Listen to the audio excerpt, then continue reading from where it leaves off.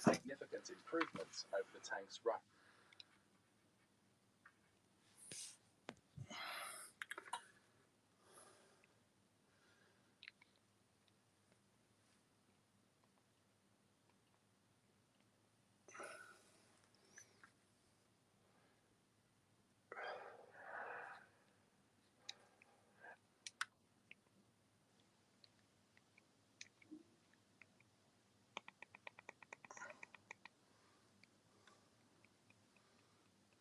Trades are one of the most exciting.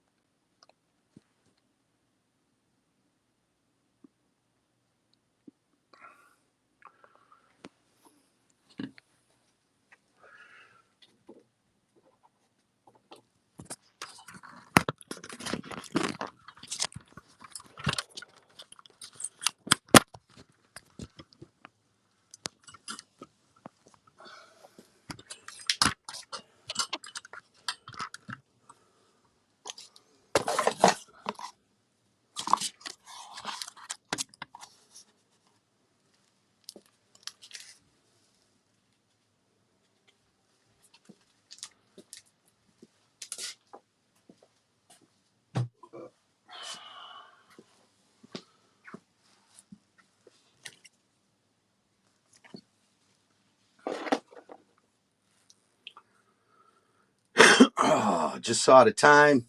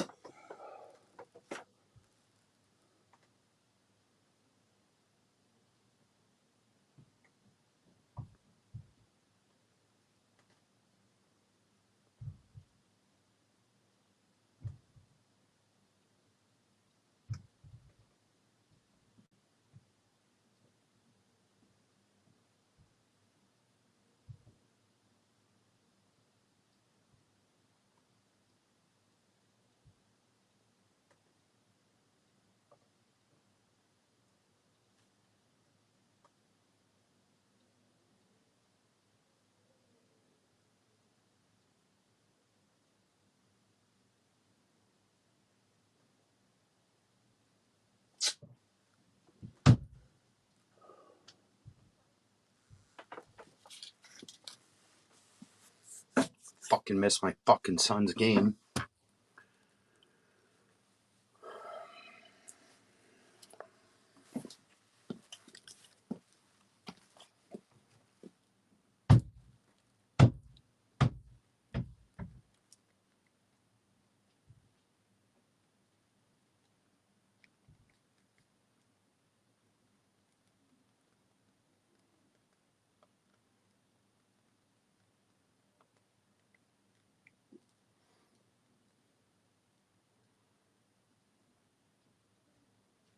The fuck, dude?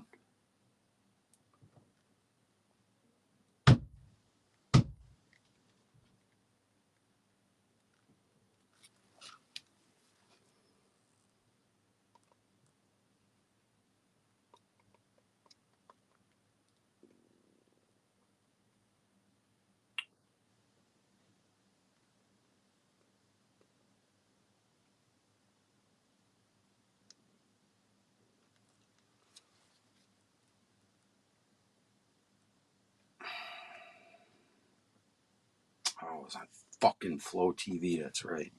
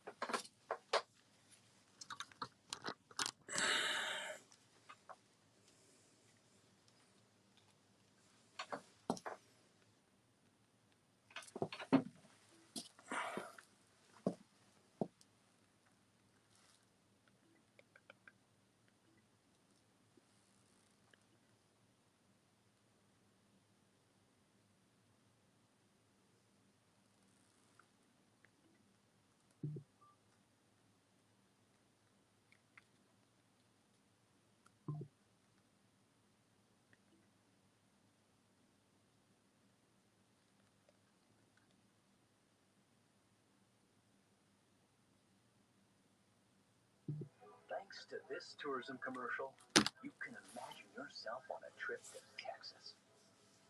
Just think, you could make this exact memory. Just think, you could make this exact memory. You could even post this exact same picture. That's not how it works. This vacation is taken. So I can't believe my eyes. Trip to Texas. This is our trip to Texas. Go get your own. Texas blows. Don't go. Place is shit.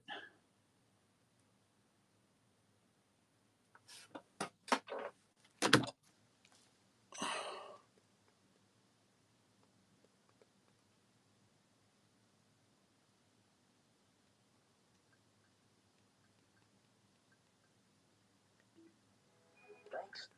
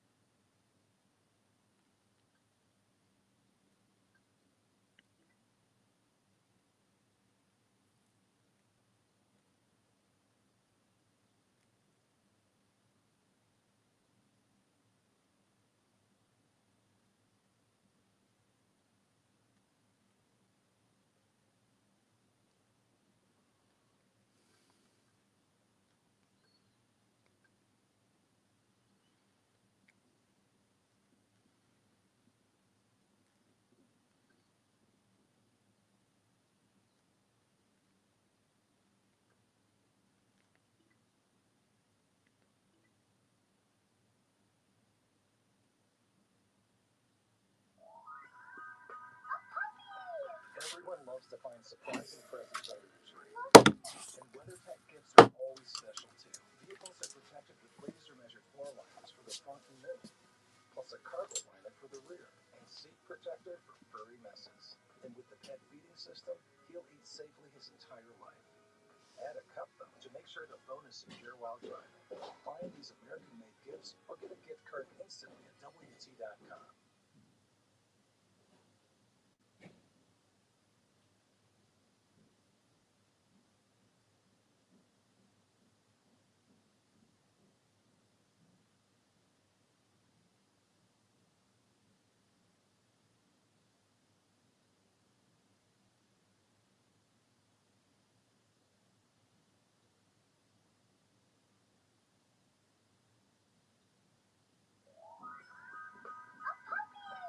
Everyone loves to find surprising presents under the tree. Love him. And WeatherTech gifts are always special too.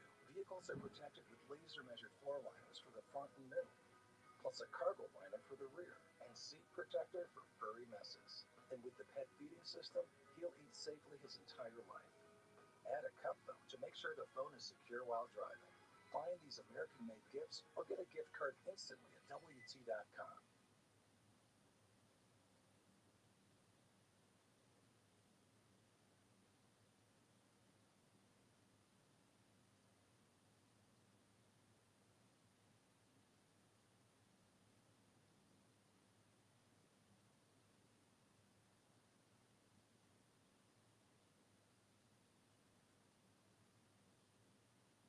Dyson On-Track headphones are pioneered with precision. 8 active noise-cancelling microphones block out unwanted noise, while an enhanced sound range takes sound beyond the usual range of hearing so you can hear more detail. 72 color combinations allow you to make them your own, and the soft microfiber ear cushions are uniquely engineered for all-day comfort. Experience fully immersive listening for up to 55 hours. Don here pays too much for AT&T, so he's been waiting to update his equipment. There's a smarter way to save. With Comcast Business Mobile, you can save up to 70% on your wireless bill, so you don't have to compromise. Powering smarter savings, powering possibilities. Sure, this prints business cards, but we also print these, and those, and engrave that. We print your brand on everything, so customers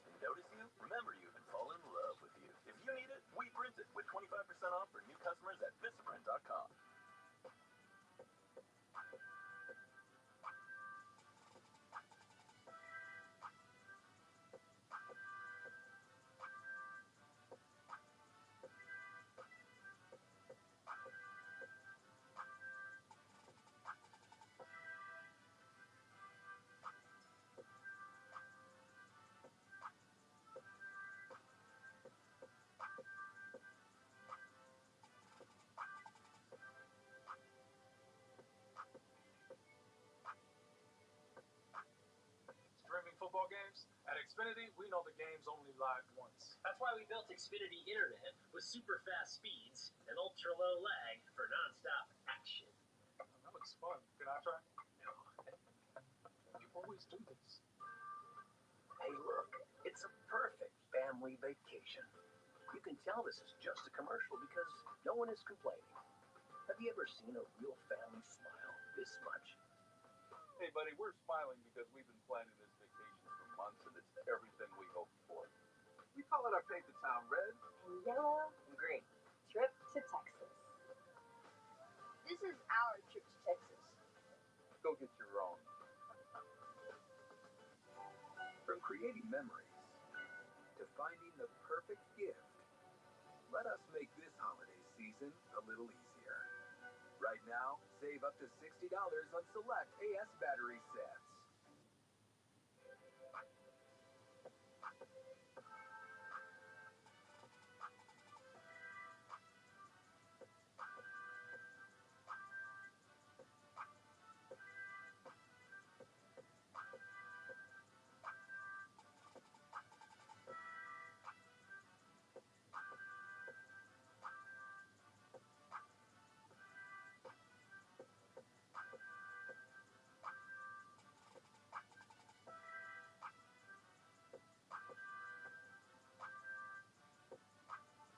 Streaming football games? At Xfinity, we know the game's only live once. That's why we built Xfinity Internet with super fast speeds and ultra low lag for nonstop action. That looks fun. Can I try? No. You always do this. The world's greatest sport awaits its newest stage, a fight night like no other. Welcome to Las Vegas. The top two go off the run. Massive spin in the middle of the pack. Whoa! Into the barriers. Back on the street. Charles Leclerc, absolutely brilliant. Max Verstappen wins the Las Vegas Grand Prix. Viva Las Vegas. That's entertainment.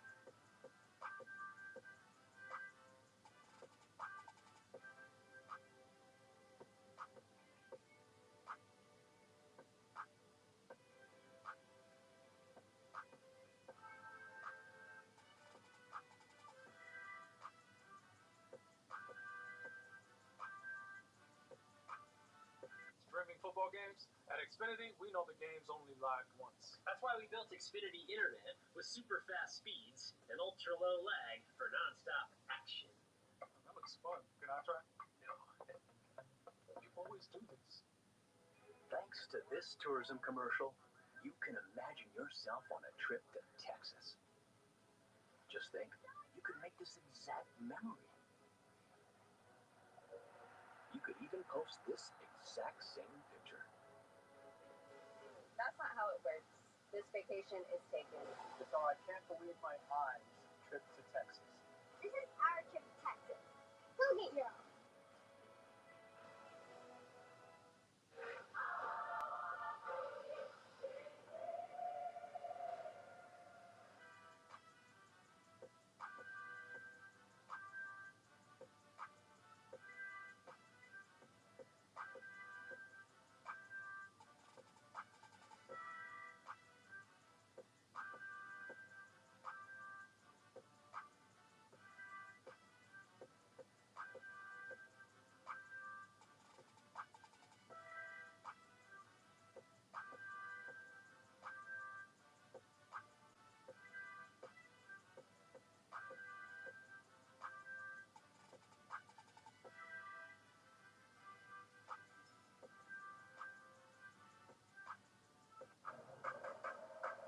The world's largest sports book in Las Vegas is now right at your fingertips here in Illinois.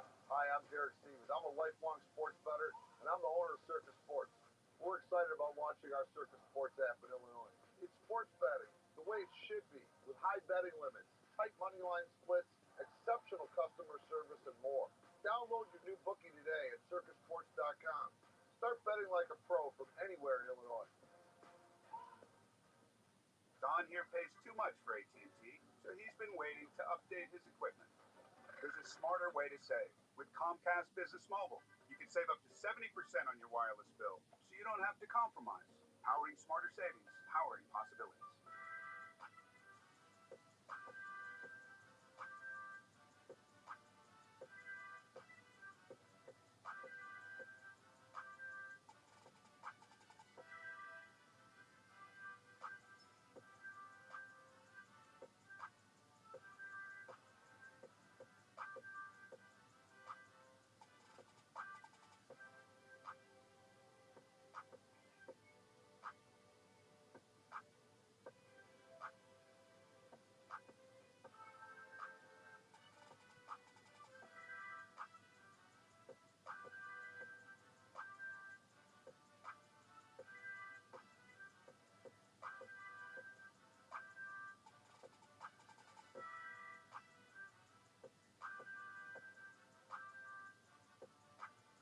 Streaming football games? At Xfinity, we know the game's only live once. That's why we built Xfinity Internet with super fast speeds and ultra low lag for nonstop action.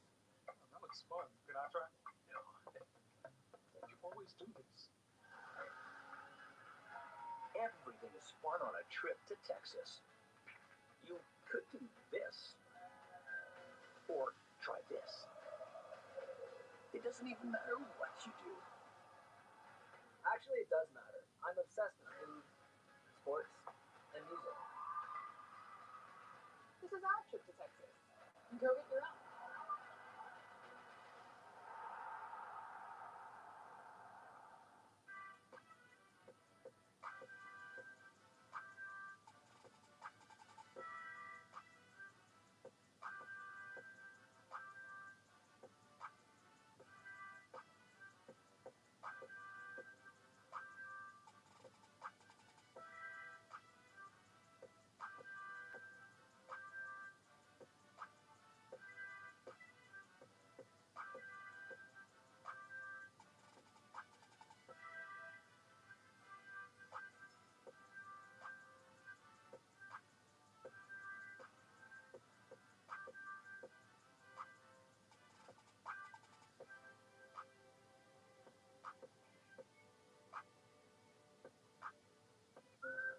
Boarding passes? Check. Kids? Check. Just checking on you. Life awaits. American checks all the right boxes to get you there.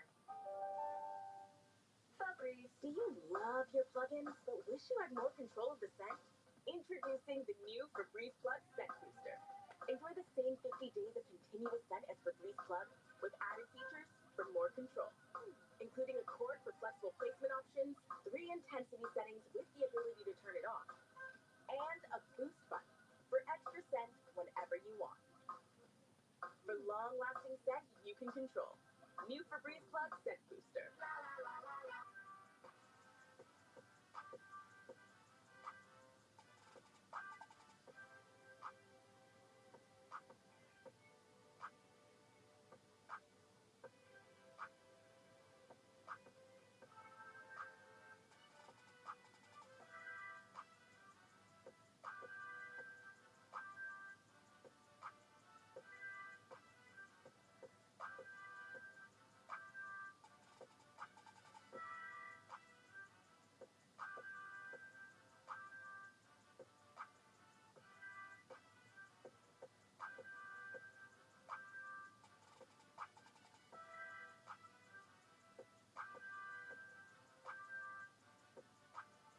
Grand Canyon University is an affordable private Christian university in beautiful Phoenix, Arizona, offering over 340 academic programs informed by industry and student learning outcomes. One of the country's largest universities, GCU is ranked among the top 25 college campuses in America, featuring modern housing, new classrooms, labs, restaurants, and more.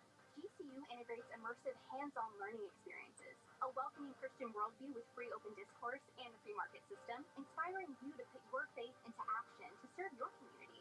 In addition to federal grants and aid, traditional campus students received approximately $180 million in scholarships in 2023, with many attending for less than the cost of a state university and with less debt after graduation. Visit gcu.edu/myoffer to see what scholarships you may qualify for. Admissible high school seniors and transfer students can schedule a complimentary visit from anywhere in the country. Find your purpose at GCU. Private, Christian, affordable. Visit gcu.edu/myoffer.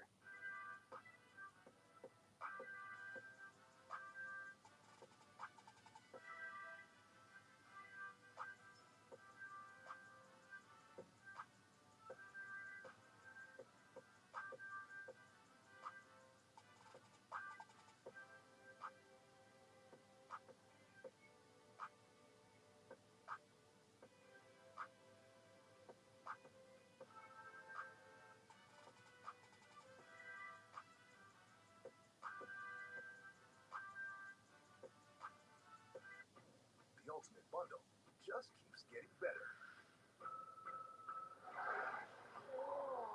With the most anticipated new releases. What happens next? Join me. I am back, baby. We're going to Hollywood. You and me, we're in this together now. It's just the beginning. The Disney Plus Hulu Max bundle. Plans starting at $16.99 a month. The world's greatest sport awaits its newest stage, a fight night like no other. Welcome to Las Vegas. The top two go off the run. Massive spin in the middle of the pack. Oh, into the barriers. Back on the street. Charles Leclerc, absolutely brilliant. Max Verstappen wins the Las Vegas Grand Prix. Viva Las Vegas. That's entertainment.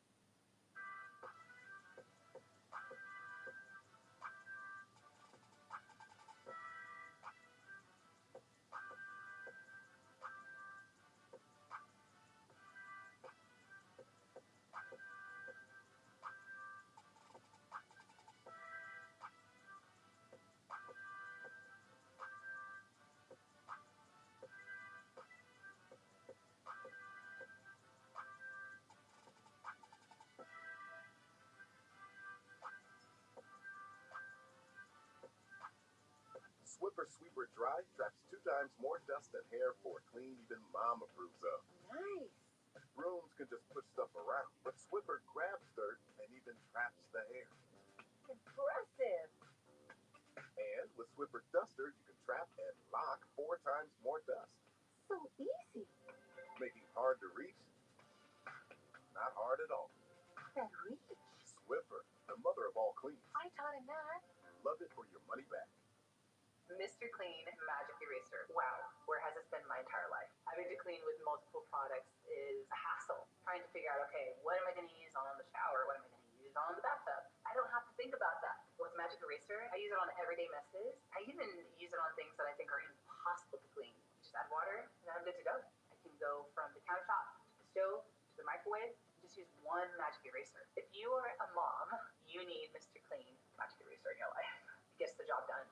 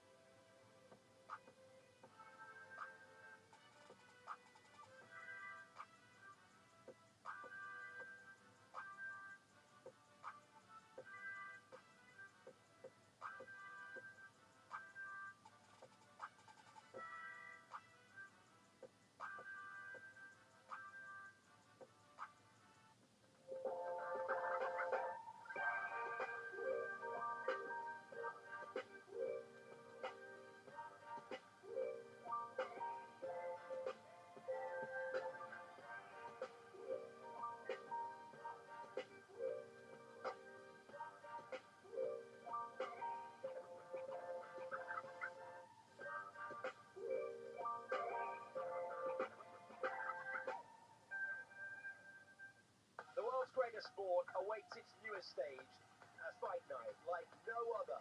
Welcome to Las Vegas. The top two go off the run. Massive spin in the middle of the pack. Oh, into the barriers. Back on the street. Charles Leclerc, absolutely brilliant. Max Verstappen wins the Las Vegas Grand Prix. Viva Las Vegas. That's entertainment.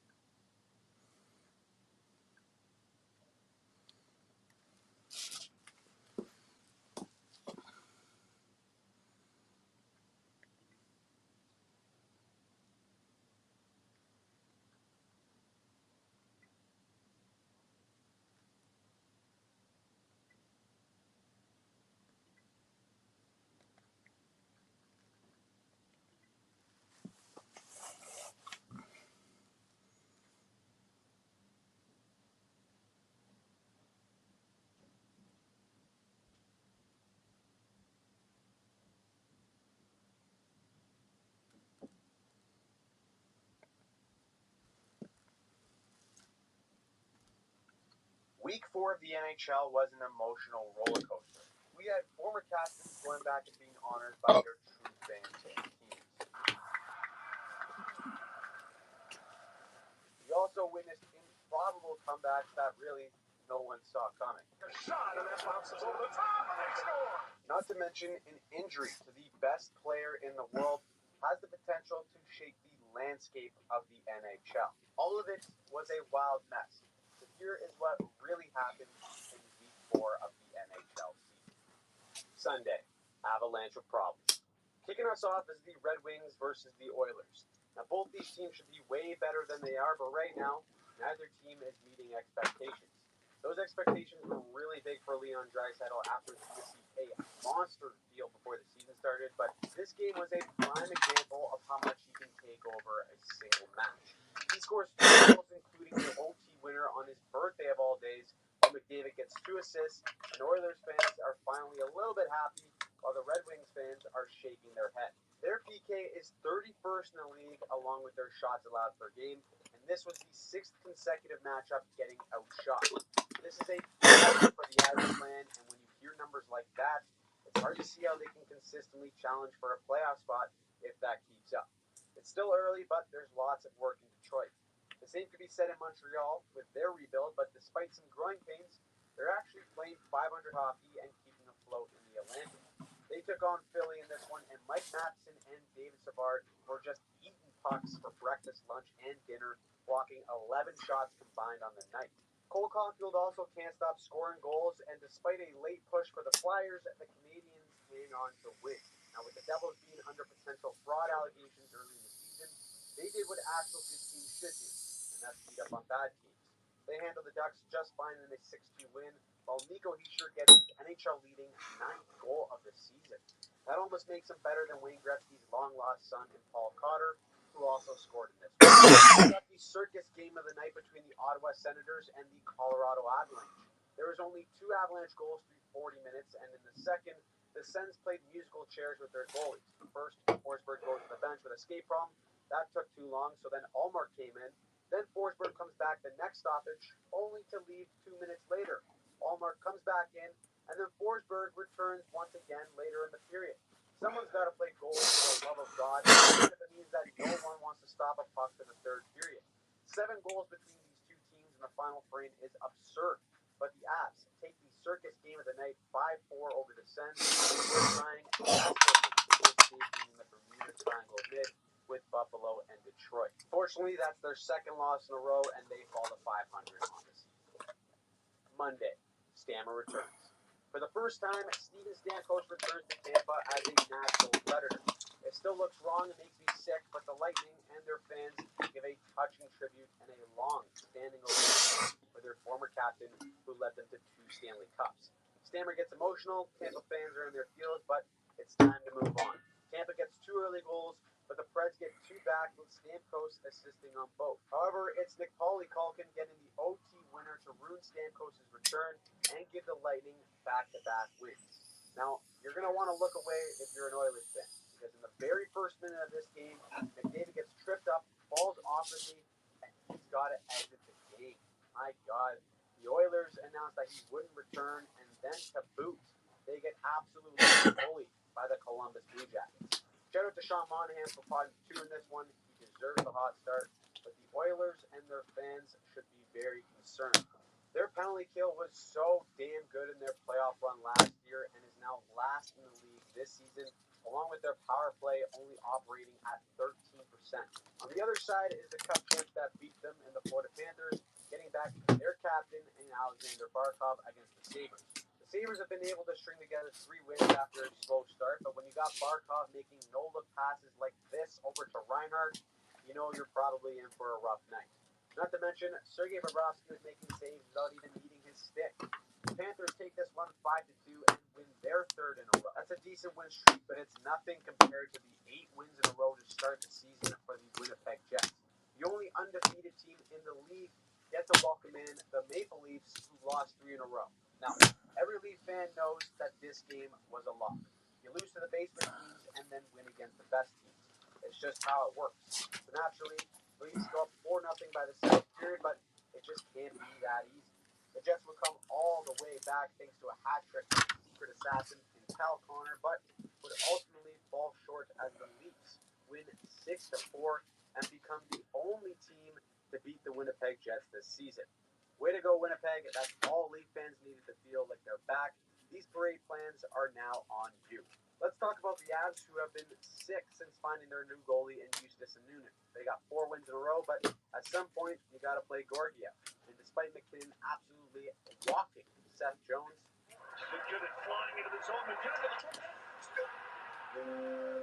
the Blackhawks were able to recover and put up 5 without Bedard recording a point and snap their own 4-game losing streak. Unfortunately, though, for fans everywhere, it looks like the undisputed villains of the NHL and the Vegas injury reserves are looking like they will once again be a wagon. They shut out the Flames 5-0 while outshooting them 38-16, and Calgary has now lost 3 in a row after a hot start.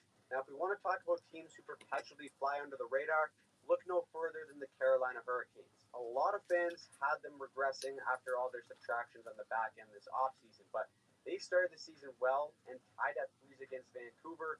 It's Mr. OT himself who steps up. Wide open, stops to spare. In front, and they score. Sebastian Aho. Aho, the Dario, he buries to give the Hurricanes their 4th win in a row and keep the hot streak going to start the season. Now, of course, on Monday, it was our time to do our usual congratulations to the team facing the San Jose Sharks. Today, that lucky team just so happens to be the Utah Hockey Club. A nice, comfy 4-1 lead heading into the 3rd means that this one is over, right? For the Utah Hockey Club, this one is put home. Granlund's got, and he scores! A volley scores, and he's tied it. The shot, and that bounces over the top, and they score! That, right there, has to be our underdog moment of the week. I've seen enough. The Sharks are ready for the Cup, and Utah may never get that real team name. Who the hell would have picked Jake Wallman to have a 3-point legacy game to fire up the Cup run for the Sharks? I certainly didn't, but you might with Underdog's Pick'em game. You can pick higher or lower on stats like saves, goals, and assists. This week, I'm going with Kaprizov, Aho, and Draisaitl to all have the higher on their stats. New customers can actually pair their picks with this Kevin Durant free pick, as Underdog will keep the promos coming all of November. If you want to join, use promo code HockeyPsych in the link below to get up to $1,000 in bonus cash and free picks while ensuring to play responsibly. Tuesday, Vintage Ovi. Tuesday night started with the Capitals and the Rangers, and this game right away got started with a heavyweight tilt between Matt Rempe and Dylan McIlrath. The two sort out their problems, then the attention turns right over to Alexander Ovechkin. To return, wrist shot, Scott! Brutus gets free. He gets not one, but 2 goals in the first period to continue his chase for Wayno's record. He's just 37 goals away, and he's actually on pace this season to break the record. Just crazy consistency from the Russian machine, who looked like vintage Ovi on those goals. But I have to say, what was more impressive was the Caps in this game. They've had a great start to the season, and they dominated majority of this one, outshooting New York 46-19. The one problem was Igor Shesterkin, who is looking to get paid. He kept the Rangers in it, but ultimately the Caps take it 5-3. Now, if you grew up watching Ovi and Sid, the next game will have you in your feels between the Wild and Penguins. With this most likely being Marc-Andre Fleury's last game in Pittsburgh before he calls it a career, Flower got the start and put up a solid performance, stopping 26 of 29 shots.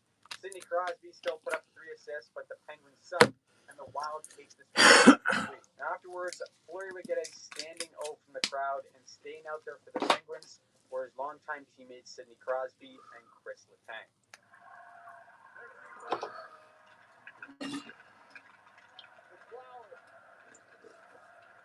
Beautiful moment right there, and I'm still not ready for the day that the era of players are all gone. On another note, Tuesday had a couple of spankings, and the choice was brought to you by the Ottawa Senators.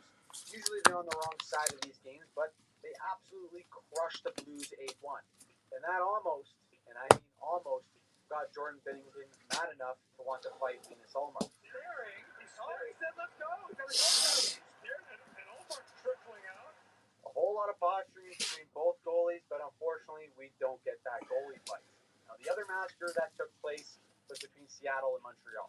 10 minutes into this one, it was 4-0 Seattle. A total beatdown of the Habs as Seattle gets a touchdown and goes for 2 to beat them 8-2. That was almost as hard to watch as the Islanders trying to generate offense. Now, I know Islanders fans always give me shit for picking on their team, but I'm trying to help you guys. I mean, come on. This team is in dire need of a shakeup.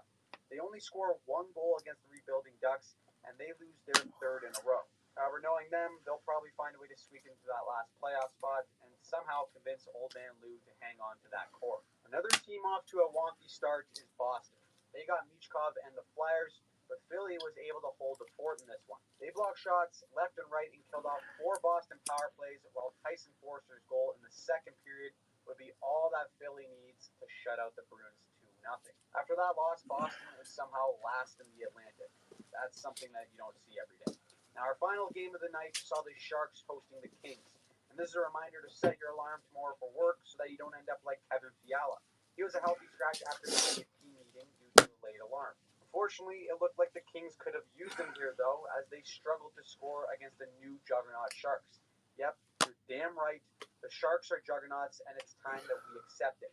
Vanacek stops 26 of 28, and the Sharks win their 2nd game in a row to start the greatest in-season turnaround that we've potentially ever seen. Wednesday, Jet rebound. Before any of the games started on Wednesday, the league got news that Connor McDavid will miss at least 2 to 3 weeks with an ankle injury. That was like sending out the bat signal for Kucherov for MVP. This guy slices through the defense and goes end-to-end like butter, and then throws a no-look pass to Gensel for a beautiful touch for his first of 3 points of the night. MVP Nathan McKinnon also heard the news and picked up 2 points of his own, but the Lightning get a solid performance from Vasilevsky as he stops 33 of 35 and 5-2. Now, the Jets were responsible for reinstating the lead bounce back against Detroit, and did they ever? It's the secret weapon that no one talks about in Kyle Connor putting up a goal and 2 assists, and the Jets continue to roll over the Red Wings 6-2 to improve to 9-1-0 in the season. Detroit loses their 3rd straight, and early on, they just look like a team that's stuck in the mushy middle. Not good enough to win, not bad enough to tank. The worst spot you can be in, it's still early, but I'm sure it's all part of the Heiser plan, so it's all good. Also, in case you're wondering, the Islanders got shut out again. This time it's against Columbus, who have actually been playing decent with all things considered, but that's already the 4th time this season the Islanders have been shut out. No honor, there will be no further questions on the Islander team moving forward. We also had a couple of teams looking to bounce back after losing to the Juggernaut Sharks in Utah and LA. Utah had the Flames, who were celebrating their captain, Mikael Backlund's 1,000th game. He gets out there, does the solo lap, but the rest of the team comes out flat. Utah jumps out to an early lead, and after being up 4-1 again in this game, the noise started to get going a little bit after Calgary scores 1 to make it 4-2. But they avoid a repeat of what happened in San Jose and finally snap their losing streak. The Kings, however, had to jump back in against another juggernaut in Vegas. But after playing the Sharks, everyone else just seems so easy. So much so that you got the 21-year-old Brant Clark hitting spinoramas.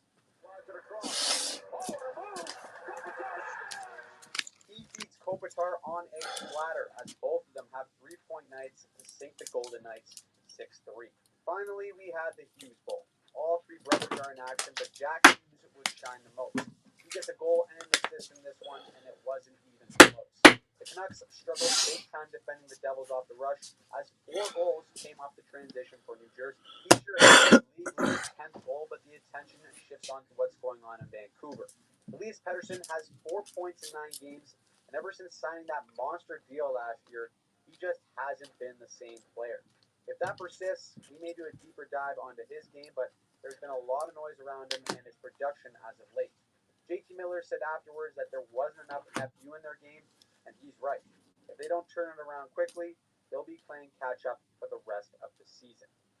Thursday, Boston meltdown. One team who's been riding the struggle bus early is the Boston Bruins.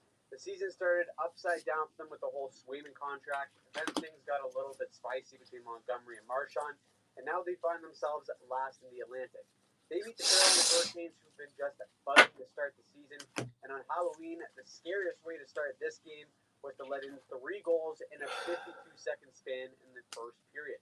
Halfway through the game, the $66 million man in Jeremy Swayman had allowed 6 goals for him to get the yank. To make it even worse, Boston only had 7 shots by the end of the second period. A complete beatdown on the Bruins by a Hurricanes team that has looked damn impressive to start the season. That 8-2 win is their 5th in a row to keep Boston in the basement of the Atlantic. Habs fans love to see something like that, but they have their own reason to worry facing the Caps. After a scoreless first, both teams scored 3 times heading into the third.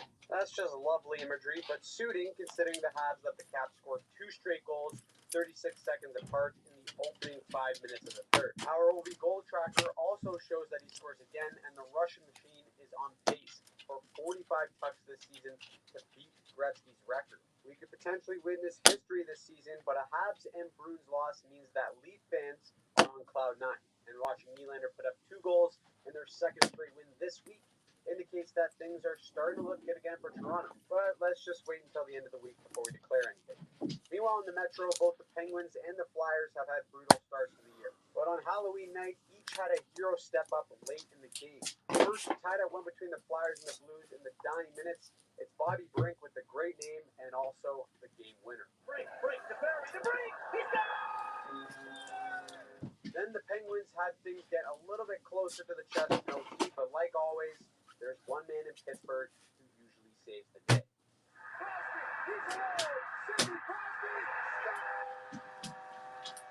Sid the middle-aged man looking like Sid the Kid once again, he buries an OT to snap a big 6-game losing streak to the Penguins.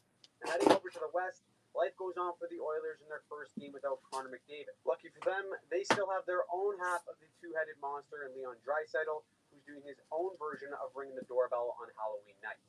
Draisaitl, you heard the post, it's in! It's in! He goes posting in, trick or treat, try and stop that. He's got 2 goals and an assist in a big 5-1 win without McDavid. Finally, it was the Chicago Bedars versus the new juggernaut Sharks. Something is starting to brew here in San Jose as the rookie Will Smith, no, not the guy who slapped Chris Rock in the face, but instead a young stud for the Sharks who's looking to make his first big impact in the NHL. We're here in the first period. Over 6 minutes played, and Will Smith scores his first National Hockey League goal. Welcome to the show. Will Smith, the Fresh Prince of San Jose, is here, and he does his own slapping by getting a second of the game, for that to be the game winner as the Sharks win 3 in a row to end Thursday night. Friday, Global Series. The NHL's Global Series is back between the Stars and Panthers over in Tampere, Finland, and all the Finns in this one put on a show. First, Captain Barkov shows his Finn, no pun intended, by going low glove on Onger.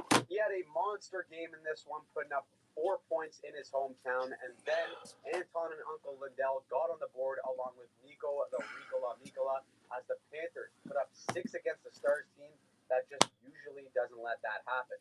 Now let's head back to America as the Sabres and the Islanders were going toe-to-toe, and blowing leads have been a professional skill that the Islanders have mastered lately. So when it was a 3-1 lead for New York, naturally everyone was starting to feel a bit poised. But there was a scary incident in this one as defenseman Mike Riley takes a big hit by Jordan Greenway. But it's not actually the hit itself that does the damage. It's his head hitting the ice on the way down. They had to bring out the stretcher, but he was able to get some help from teammates and eventually skate off with some help. The rest of the game went on, and despite a late push for the Sabres, J.G. Pageau gets the game winner for the Islanders, and Buffalo continues to be wildly inconsistent to start the season. Now, the opposite of that is Igor Shesterkin. For the second time this week, the Rangers got completely dominated, this time by the Ottawa Senators. The only issue, again, is that Shesterkin is playing like he's in the Matrix. And it's a goal. Shesterkin with an unbelievable glove save. This sick freak stops 40 of 41, and here's a live look at Igor talking to the Rangers after the game. The man wants to get paid, and right now, the way he's playing, he deserves it. The Rangers are now just 1 point out of the top spot behind the Devils. New Jersey had the Flames, who've been on a slip and slide, losing 4 in a row. So here's the formula of how to break out of that. First, get Ryan Lomberg to beat the brakes off of Nathan Bastian. Check. Second, get a solid performance from your depth. Blake Coleman gets 2 in this one, so that's check. And finally, have your goalie stop everything that's thrown at him. Darth Vladar stops all 22 shots to blank the Devils and officially get them off the schneid. Meanwhile, the Jets are Canada and really the entire league. Nick Ehlers gets a hattie in this one, but how about this play by Kyle Connor? Watch this. He goes first touch, slips it through the legs, waits for this defender to go belly to ice. He's got this defender looking like Patrick Starfish, and then he slips it over to Velarde for the finish. What a filthy animal this guy is. Kyle Connor, the secret assassin. Tell all your friends. This guy is unbelievable, and the Jets go 10-1-0. Now to finish it all off, let's get nuts with the Wild and Light. First, I've never seen this before. 2 players are chasing the puck, and behind the nets, there's another puck in play. Stripes is sleeping on the job, not picking up the puck after the whistle, but the superstars definitely weren't. Gensel, Kucherov, and Faber all had solid nights, but the man who stood out was Kirill Kaprizov. He gets the late game winner in this one and sets a Wild franchise record with his 7th straight multi-point game. Minnesota wins to improve to 7-1-2 on the season and get 1 step closer to being officially considered a wagon. Saturday, hockey night. The second half of the Global Series started off nice and early, but it finished with a similar result. The Panthers sweep the Global Series from the Stars, making it the first time this season that Dallas has lost 2 games in a row. That stat alone should tell you how good both these teams are, and I wouldn't be surprised if either of them are the last one standing at the end of the season. Now, after being shut out at home against Philadelphia and a blowout loss in Carolina earlier in the week, Boston came out with a purpose and hit the Uno reverse card on Philly by shutting them out 3-0. The roller coaster of a season continues for the Bruins, and surprises kept on coming as Washington completely unloaded on the Blue Jackets. They score 5 goals in the first period, and you guessed it, death, taxes, and Ovi, hammering one from the top of the circle to score a goal. The 39-year-old looks like a spring chicken with 13 points in 10 games, and he's just one of the many elements that look great about Washington right now. I love this play here of him busting it back on the back check, even though the Caps are up 6-2 in this game. He's 39 years old. He's done everything in the league, and as the captain, he's still leading by example. His counterpart in Sid the Middle-Aged Man is doing the exact same. He scores twice against the Habs and year 20, and he's still doing everything he can to carry the damn Penguins. The game ends 3-1 for Pittsburgh and becomes a total circus at the final buzzer with both teams scrapping. Love that. And what I love more is this save from Alex Tuch. I know a damn good road hockey goalie when I see one. That right there is him channeling his inner Dominic Hasek to keep the puck out. Great play. However, it's still the same old story with both of these teams as they can't escape being so mid. In this game, though, it wasn't the case for Detroit as the captain, Dylan Larkin, comes up big, scoring twice in this one to get a massive 2 points over the Sabres. That means a lot more considering that the Senators took care of business by shutting out the Kraken. The Sens may be hovering around 500, but at times they look pretty damn good. And if they get it together, they honestly might have a real shot of finally making the playoffs. Now, everyone in the Atlantic is probably very happy to see that the Leafs just can't beat the Blues. For all of that offensive talent that the Leafs have, they went 0 for 4 in this game on the power play and are dead last in the league, operating at 8.8%. That is abysmal. You can be the best 5-on-5 team in the league, but in the playoffs, you still need your special teams to come up at big moments to score big goals. If the Leafs can't get that going, then I'm sorry. They're just not going to be a cup parade. Meanwhile, in the West, the Kings are just seconds away from trying to fight off the Blackhawks from a last-minute comeback, but things just don't go according to plan.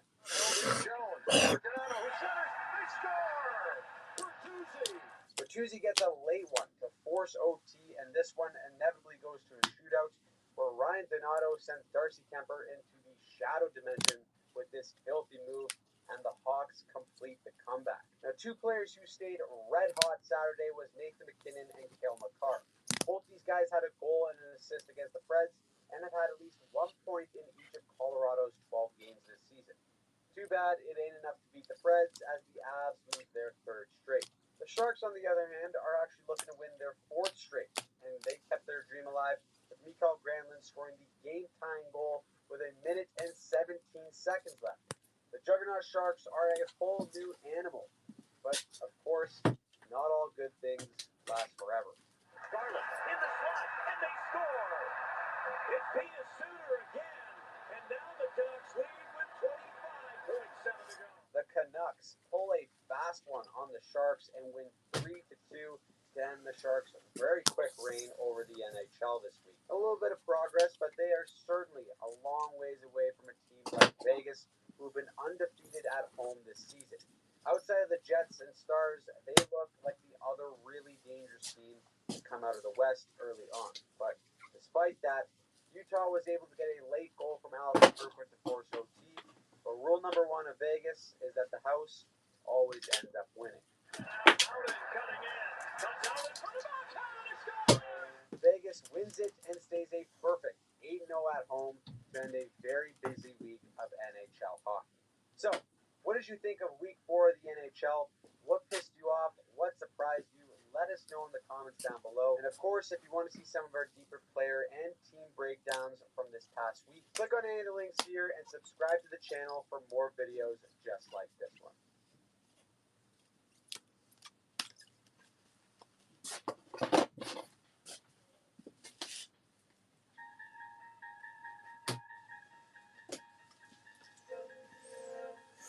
You unlock the secret of the key of imagination.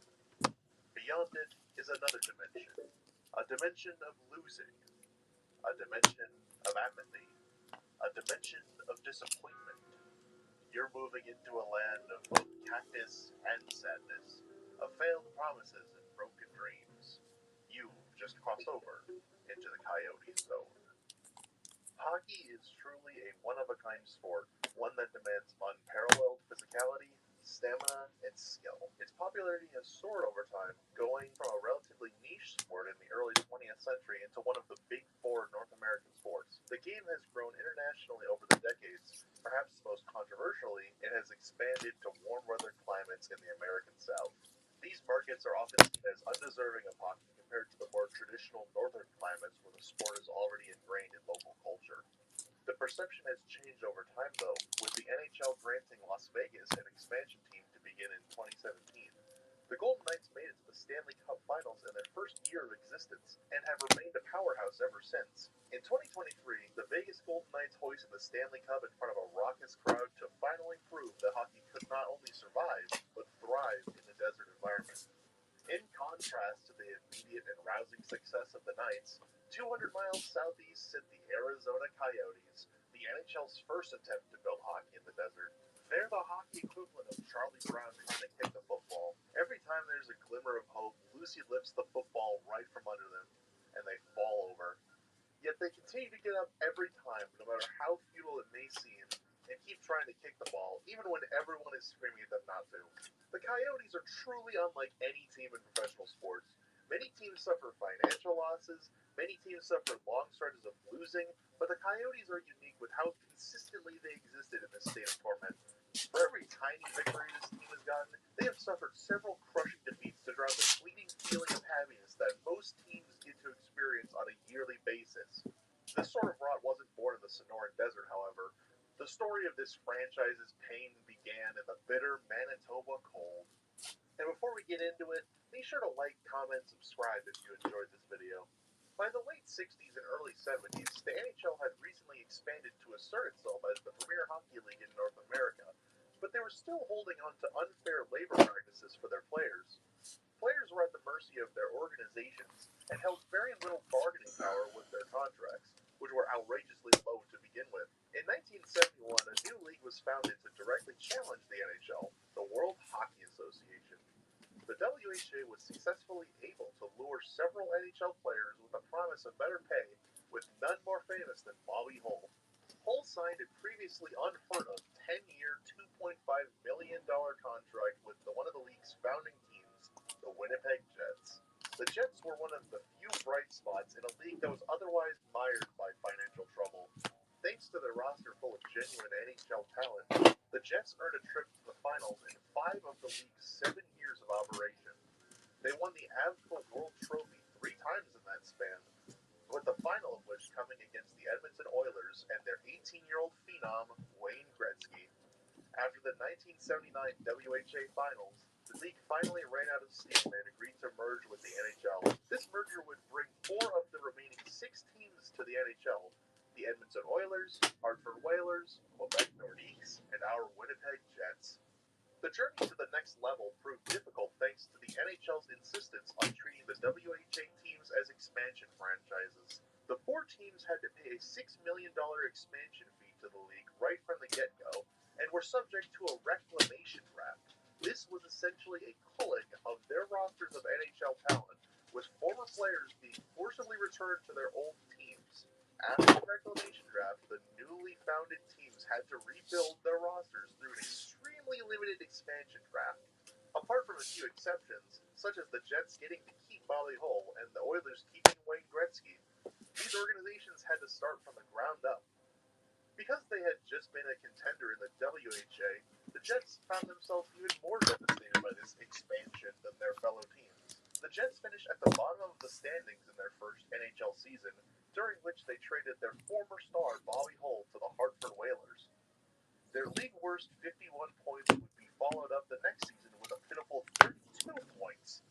The Jets only had 9 wins on the season, and with the worst offense and defense in the league, easily earned the number 1 pick in the 1981 draft. Winnipeg used their number 1 pick on Dale Hawerchuk. The 18-year-old elevated the Jets immediately, winning the Calder in an incredible 103-point season.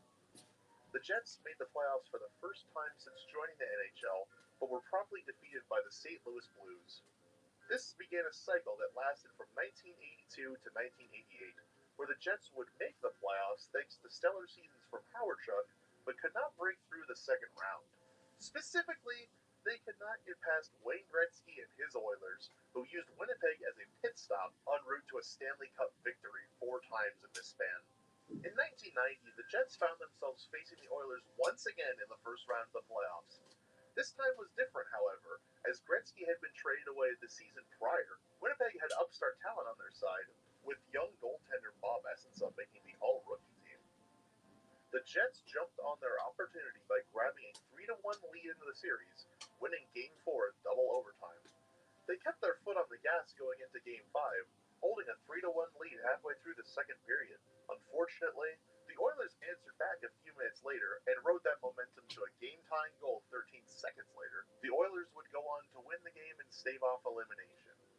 Game 6 in Winnipeg featured a nightmarish opening for the home team, with the Oilers jumping out to a 3-0 lead in the first period. While the Jets eventually overcame the deficit in the third period, it was undone just moments later with a decisive Oilers goal. The series was now tied at 3 back to Edmonton. The wheels had fallen off the bus for the Jets, and their 1990 team was buried in the decisive Game 7 in Edmonton.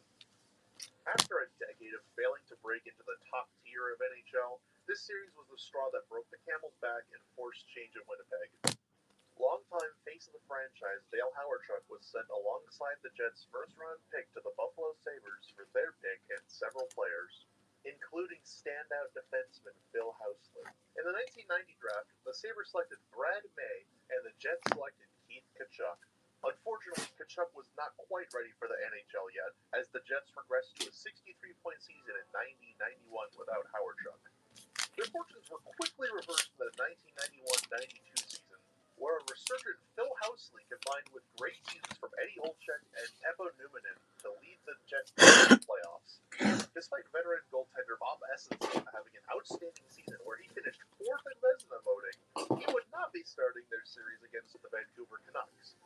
The Game 1 starter was 23-year-old Rick Tabaraki. The plan was working. The Jets stunned the Canucks crowd by taking Game 1 in Vancouver. Game 2 was a loss for the Jets, but Tabaraki saved 38 shots to keep an otherwise lopsided game close. The Jets came back to Winnipeg and outlasted the Canucks in both games, going up 3-1 in the series. A very physical first period in Game 5 remained scoreless for the first 17 minutes, but 2 quick Vancouver goals ultimately took the air out of Winnipeg's tires. The Canucks came out of the locker room with a foot on the gas, scoring 3 more goals to chase Tabaraki from the net. The Jets ultimately lost 8-2 and inexplicably announced that Tabaraki would be starting Game 6 in Winnipeg. As one would expect, Game 6 was an 8-3 drubbing by the Canucks, where there were no goaltender changes at all for the Jets. The 23-year-old rookie was being hung out to dry when the coach should have been handing it over to his Vezina finalist, who was just sitting on the bench. John Paddock had a different vision, however. What if we just started Tabaraki again in Game 7? Well, as it turns out, that was not a winning strategy, as the Jets hit a brick wall and lost 5-0 in the Game 7. Unlike their last playoff collapse, this was a young team that had arguably overperformed to get this series to 7 games. They would receive an infusion unlike any other in NHL history, however, with 1988 first-round pick Teemu Selanne finally making the move to the NHL from Finland. Selanne's rookie season was far and away the greatest rookie season in the sport's history, scoring a mind-boggling 132 points at age 22. With Phil Housley's playmaking at the blue line, this pair was practically guaranteed to score when given the opportunity. Selanne had easily shattered the rookie record for goals, which was held by Mike Bossy with 53.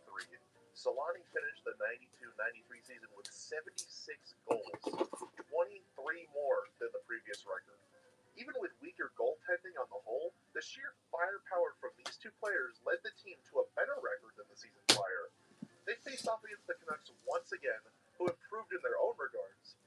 Unfortunately, even with Bob Essensa starting the series, the Jets were easily defeated in 6 games. It was time for change once again for the team, as Phil Housley was traded to St. Louis for more scoring depth. Phil Housley was the key to the team's success in the post-Hawerchuk era, and his absence was felt immediately. None felt the impact more than Teemu Selanne, who ended the 1993-94 season with 54 points, 17 fewer than the season prior with Housley. For some inexplicable reason, on March 15, 1994, while the team's record was 19-44-8, the Jets traded their first-round pick to the Edmonton Oilers for financial consideration. This ended up being the 4th overall pick in the draft that year. The Jets rebounded slightly in the lockout-shortened 1994-95 season, but still finished with a poor enough record to earn the 7th pick in the 1995 draft. Thankfully, they kept this pick, and they used it on a winger for the WHL, Shane Doan. He took the ice in Winnipeg at age 19 and showed promise right from the get-go in a very physical Kachuk-led squad. Tino Solani had returned to his old self, scoring 72 points in 51 games just in time to be traded to the Mighty Ducks of Anaheim in February 1996. Even without Solani, the Jets snuck into the final playoff spot in the West, where they got to face the 131-point Detroit Red Wings. The Jets gave them a good fight, but they were eliminated in Game 6 on April 28, 1996. Behind the scenes, it was no secret that the Jets were struggling financially. The Canadian dollar's value had been plummeting throughout the 90s, which had a catastrophic effect on the Jets' ability to pay their players. Trading Phil Housley was perhaps the most egregious example, but the financial woes of this team explain several of the otherwise baffling moves in the 90s. The Jets certainly weren't alone. Every Canadian market was feeling the increased pressure that they were not used to feeling.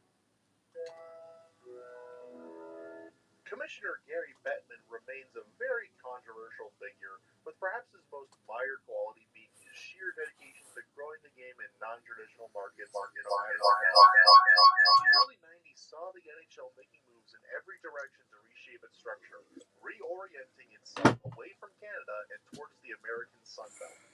The beginning of Bettman's tenure in 1993 was in the middle of a 5-team expansion effort set forth by John Ziegler. The league had welcomed 3 teams in the past 2 seasons: the San Jose Sharks, Ottawa Senators, and Tampa Bay Lightning. The Florida Panthers and Mighty Ducks of Anaheim would follow suit 8 months into Bettman's tenure. The landscape of the NHL was rapidly changing, and Bettman accelerated this change by encouraging struggling franchises to move south.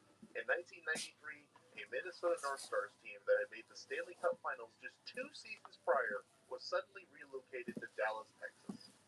Despite the abrupt move of the North Stars being unpopular with fans, especially those in Minnesota who are arguably more dedicated than anybody to hockey, the NHL took notice of the potential of Southern hockey and decided that this was the future for their struggling teams. After the 1994-95 lockout, the Quebec Nordiques, who played in the smallest and most remote market in the league, were moved to Denver to become the Colorado Avalanche. Colorado had previously attempted to have an NHL franchise, which was a short-lived disaster known as the Colorado Rockies. This growing market had serious potential to be tapped, and what better way to kickstart it than with a Stanley Cup win in their first season?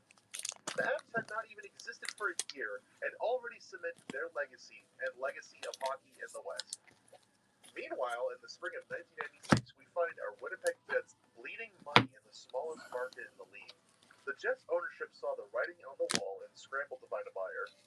They found a prospective group that was looking to bring hockey back to Minnesota after the untimely moving of the North Stars. Unfortunately, that deal would not get off the ground, however, due to a lack of an appropriate arena in Minnesota of all places. The next option, and the one they ultimately went with, was to pack their bags and find refuge in the Sonoran Desert. Phoenix, Arizona, and all of its surrounding communities have been subject to exponential growth since the end of World War II. The population of the city had exploded from 65,000 in 1940 to nearly 440,000 just 20 years later. Even though the valley was isolated from other large population centers, the sheer population growth quickly led to an NBA expansion team in 1969, the Phoenix Suns. The Suns were the singular pride and joy of the city for nearly 2 decades, even as they failed to win a championship. But as the area's population kept increasing, Phoenix was often cited as a market for struggling sports teams to potentially move to. In 1988, the city got their second professional sports team, the Phoenix Cardinals. The Cardinals may have been terrible for their first decade in the desert, but they nonetheless proved that the Phoenix market could support multiple pro teams. This was further compounded in 1995 when MLB announced an expansion team in Phoenix, the Arizona Diamondbacks. They were set to begin play in 1998 in a brand new colossal stadium in downtown Phoenix. In just a few short years, the Valley went from just one professional sports team to potentially becoming a true 4-sport city. While they never had a professional team beforehand, Phoenix was no stranger to hockey as a whole. In 1967, the Phoenix Roadrunners began play in the Veterans Memorial of several minor leagues that was looking to merge with the NHL in the future. The Roadrunners were consistently popular in town for a minor league team, and their rowdy crowds during repeat championships in 1973 and 74 were foundational to the stadium's nickname, the Madhouse on McDowell. Unfortunately, the WHL ceased operations following the Roadrunners' second championship in 1974, and the team was absorbed into the WHA, where they would face off against the Winnipeg Jets very often. The Roadrunners' short time in the WHA was very similar to how most franchises in the league were handled. Sandy Hockwell was a former beloved player that won the WHL's award for Best Defenseman twice, and later coached the team to the repeat championships. After just 2 seasons in the new WHA, and after winning Coach of the Year, the Roadrunners inexplicably fired Hockwell and replaced him with Al Rollins. Rollins was not well liked by the Roadrunner faithful, who remembered his time coaching the rival Salt Lake Golden Eagles. The financial instability of the WHA also made it so that the Roadrunners quite literally needed to sell players to pay the rent for the building, which resulted in a disastrous 1977 campaign where the team dropped by over 20 points in the standings. Along with several other WHA teams, the Roadrunners folded in the 1977 offseason. Over a decade would pass without hockey in the Valley, until 1989 when the IHL brought a new iteration of the Roadrunners to town. Unlike the last iteration, this team used a gray and blue color scheme. This version of the Roadrunners was ironically the most stable the team had been, playing in the Madhouse for 8 seasons throughout the 90s. However, by the time 1996 rolled around, it was finally time for professional hockey to make its debut in the desert. The Phoenix Coyotes, fresh with their bold Kachina-inspired logo, began play in 1996 in America West Arena. This arena was originally built as the new home for the Phoenix Suns just a few years prior, and was not intended to host hockey in the long term. The larger rink size compared to an NBA court led to many obstructed sightlines throughout the arena, which hampered the team's ability to draw a sellout crowd from the get-go. Even with its faults, it was absolutely an upgrade from the 40-year-old Winnipeg Arena.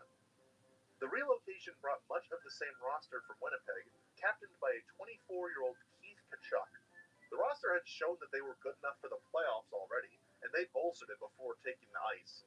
In August 1996, the Coyotes traded for the Blackhawks' Jeremy Roenick, one of the most popular players in the league for his outspoken nature and physical play style. Their backstop was Nikolai Khabibulin, who was still only 24 but showed promise as the team's goaltender of the future. The first game in Coyotes history was also their only game played in Hartford, Connecticut, where they lost 1-0 to the Whalers. Thankfully, the team rebounded and won their first game under the Coyotes' name, 5-2 against the Boston Bruins just 2 days later. They won their home opener as well against the San Jose Sharks, with the crowd hearing Werewolves of London after every goal.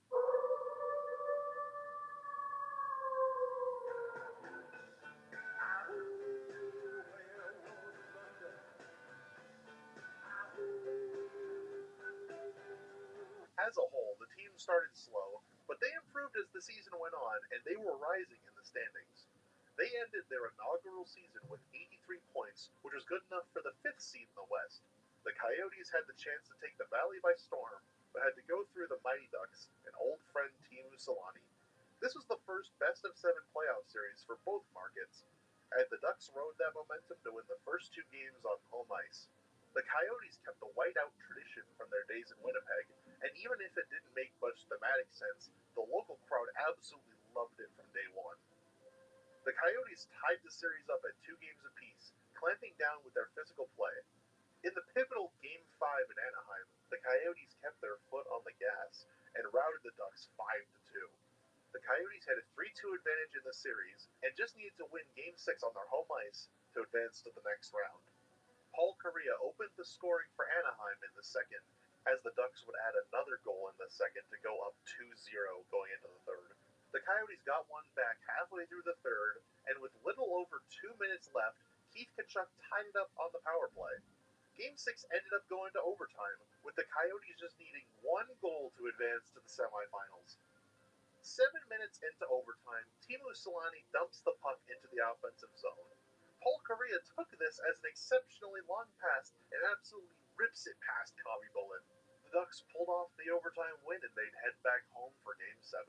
Unfortunately, Anaheim used their momentum to shut out the Coyotes in a decisive Game 7. It was a heartbreaking fumbling of an opportunity to make a strong first impression in the Valley, but this was still a strong first season for a team in a new market after all. Before the season, Jim Schoenfeld was brought in to replace the inexperienced Don Hay. Schoenfeld had just finished a 4-season tenure with the Washington Capitals, where they made the playoffs in 3 of them. General manager Bobby Smith hoped to get the most out of his star players, and they started off the season relatively strong. They held a playoff spot for most of the beginning of the season, but started to taper off as time went on. After a cold streak in February surrounding the 2-week break for the 1998 Winter Olympics, it seemed like the Coyotes were going to miss the playoffs. Miraculously, however, the team buckled down and won 7 of their final 10 games, 5 of which were one-goal victories. They finished with 82 points and were up to face the defending champion Detroit Red Wings in the first round. After a predictable 6-3 loss to open the series, the Coyotes shocked Detroit by scoring 7 at Joe Louis Arena. The Red Wings opened Game 3 with 2 goals in the first minute, but Rick Tocchet and Jeremy Roenick stormed back in the third period to give the Coyotes the win. The wheels fell off the bus, however, as the Red Wings rattled off 3 consecutive wins to take the series 4-2. There's absolutely no shame in losing this series, though, especially because it proved to be the toughest challenge the Red Wings would face en route to another Stanley Cup Finals victory. This was the team's 3rd season in the Valley, and the mostly static roster was still looking for their first playoff series victory. They were always close, but could never break through to the next level. After dropping the first game of the season, the Coyotes went on an unprecedented tear, winning 14 of their next 17 games and tying the remaining 2. Kobby Bullen not only rebounded from a poor season the year prior, but became one of the best goaltenders in the entire league. The Coyotes spent the beginning of the season atop the Western Conference. Their core was arguably in their prime, with Tkachuk, Roenick, Numminen, and Kobby Bullen all making the 1999 All-Star team. Once they returned to play, however, the Coyotes hit a major skid by losing 11 of 13 games in the middle of February, and fell into the familiar mediocre mix they've been accustomed to. They managed to right the ship late in the season, and finished strong enough to earn the 4th seed in the West, and were set to face the St. Louis Blues. After dropping Game 1 at home, the Coyotes rattled off 3 straight one-goal victories, grabbing a 3-1 series lead with 2 road wins. In Game 5, Phoenix held a 1-0 lead until the middle of the 3rd period, and ultimately lost the game in overtime. The Yotes again held a 1-goal lead in the 2nd period of Game 6, only to let in 3 unanswered to bring the series back to Phoenix again. It was time for Game 7 once again, with a chance to finally get to the second round for the first time in Arizona. Both sides played a physical and grueling game, one that remained scoreless for all of regulation. The teams continued their battle for 17 minutes of overtime, at which point Ricard Persson fired up the net. The deflection from Pierre Turgeon gave the Blues a 1-0 win in the decisive Game 7. The blown 3-1 series lead was officially cemented in the record books. The Jets playoff curse. The team All right. head coach Jim Schoenfeld after the season retained most of their key roster pieces. All righty. Even while much of the Coyotes' scoring, See if you guys are around. presented with new challenges. Star goaltender Nikolai Kobby Bullen was in a contract dispute with management and wouldn't play for the entire season as a result. The Coyotes had to rely on a tandem of mid-30s goalies to start the season, all-reliable Bob Essensa and Mikhail Shtanikov. The team seemed to rally in this adversity, however, as they won 8 of their first 11 games to start the season.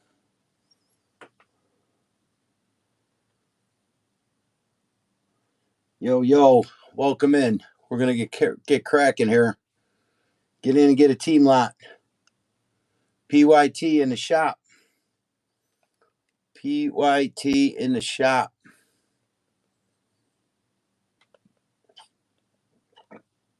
Go get you some. Come on now.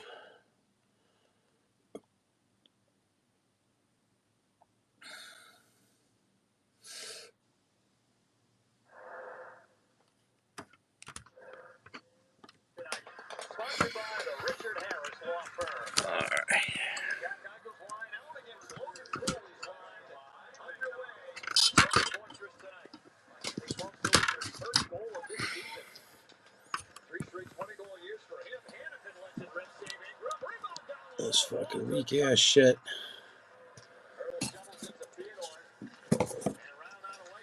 Weak production facilities.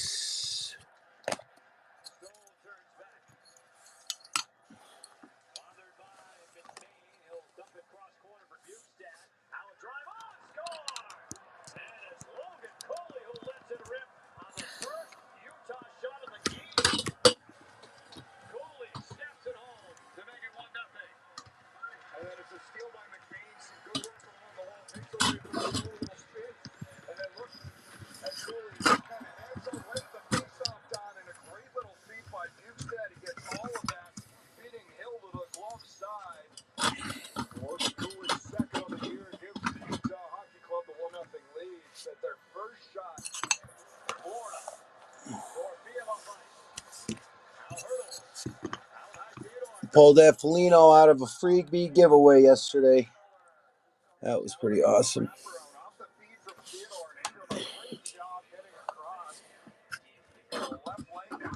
Skate right up against that left post angle. Geller back on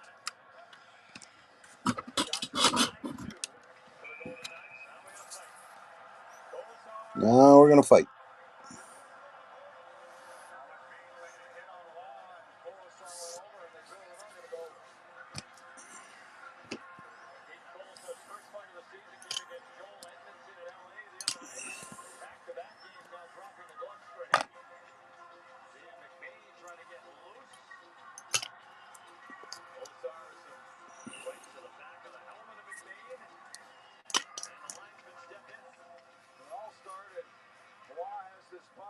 There's the play.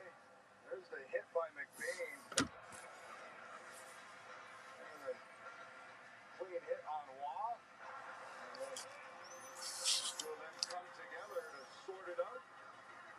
Maybe no more will come equal 6 or 5. And a foot checked away by Kesselring, and he'll turn back.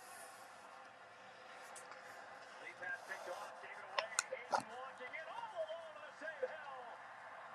Oh, great chance for Barrett Hayden. Capitalized on it. This one is Eichel looking for the stretch pass. Hayden picks it off, goes in all alone. And to Hill, really facing. I want to get 5 on here at a time. So I switch to 3s and up the values each. What am I doing? How am I going to do this? How am I going to do this?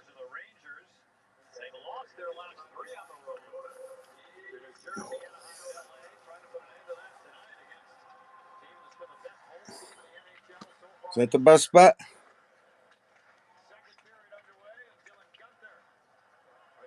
Is that the best bet? Welcome in. We'll get this show started. We'll leave them in those kind of areas right there.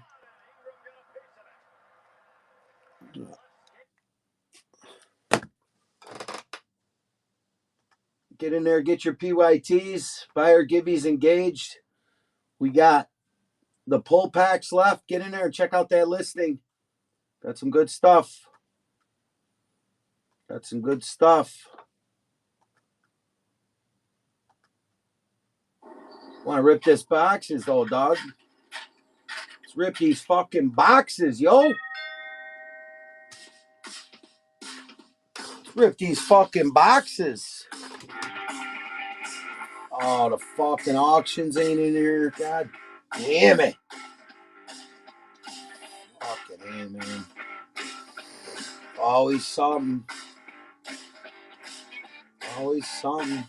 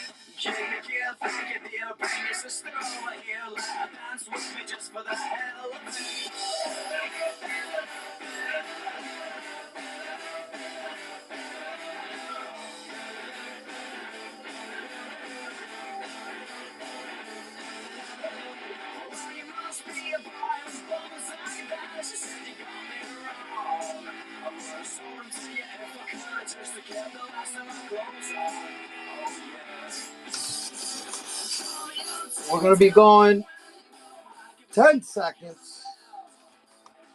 Sudden death. What up, dog? 10 seconds, sudden death. 5 cards.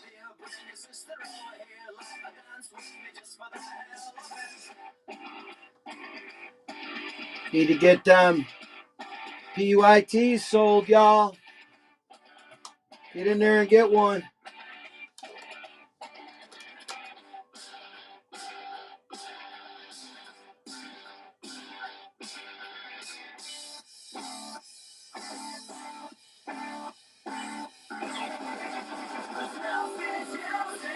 Sudden death.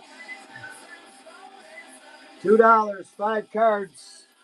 That's the Blackhawks.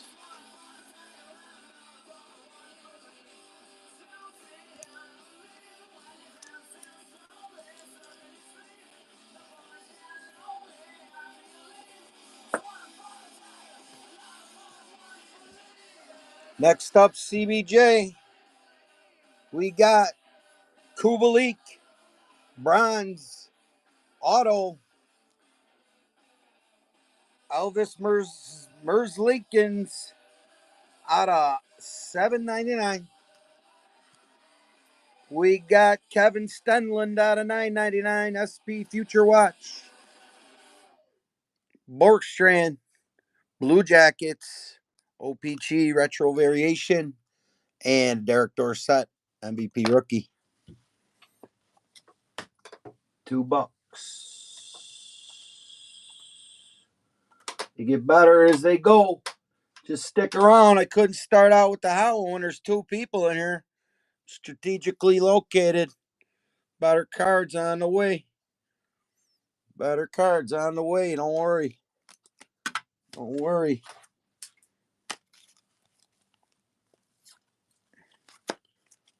Don't you worry. Next up, we got Calgary Flames. Mark Giordano, All-Star patch card out of 49. We got Kiprusoff, honorary swatches. We got red, orange, Matty Tkachuk. Oh, come on. We're starting this shit already? 3 cards, $2. Auction 1, 10 seconds. 2 patches and a red, orange, Matty Tkachuk. Giordano, All-Star out of 49. Kiprusoff, honorary swatches.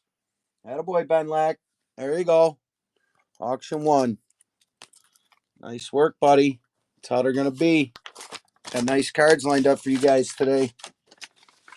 Nice cards lined up for you. Next up, Sabres. We got Casey Middlestat. Patch card. Owen Power, it's their time. Kyle Okposo, breaking news. We got Devin Levi, UD Canvas, and a Jack Quinn. Parkhurst, silver parallel, rookie. And it'll be number 2.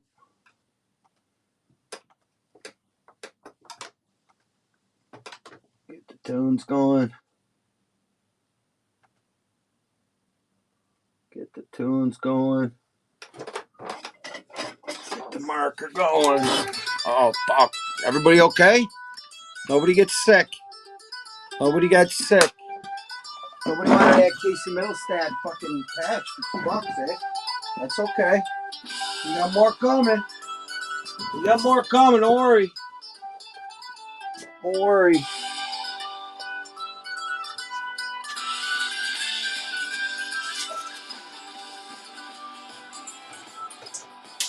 Gotta get set up here.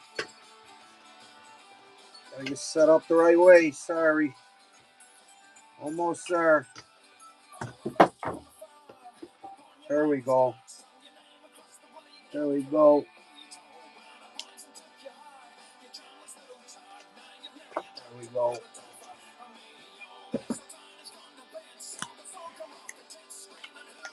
Alright, and these are gonna get better, like I say, as they go.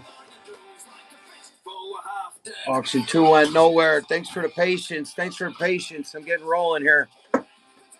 Fucking, how's the camera view? Sucks. Everybody okay? Nobody gets sick.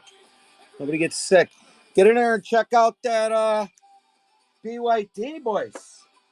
We got some nice teams still left in there. Let's rip this fucking thing. Next up, Bruins. We got Lauko, Metal Universe rookie. We got Pasternak, Metal Universe stars. We got Cam Neely, patch card out of 99. We got three guys, Ray Bork, Zdeno Chara, and Dougie Hamilton. Star Spotlight, past, present, and future. And McLaughlin on the Parkhurst rookie.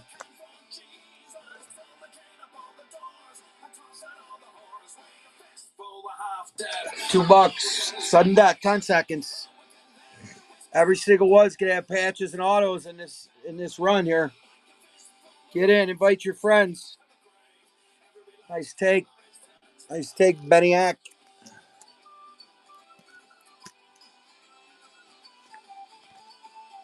Next up, we got the Yotes. So this is Patrick O'Sullivan. Must have something to do with the expansion or something. I don't know. And we got Oliver Ekman Larson, Jumbo Fabrics. We got Nate Smith with the rookie class red variation.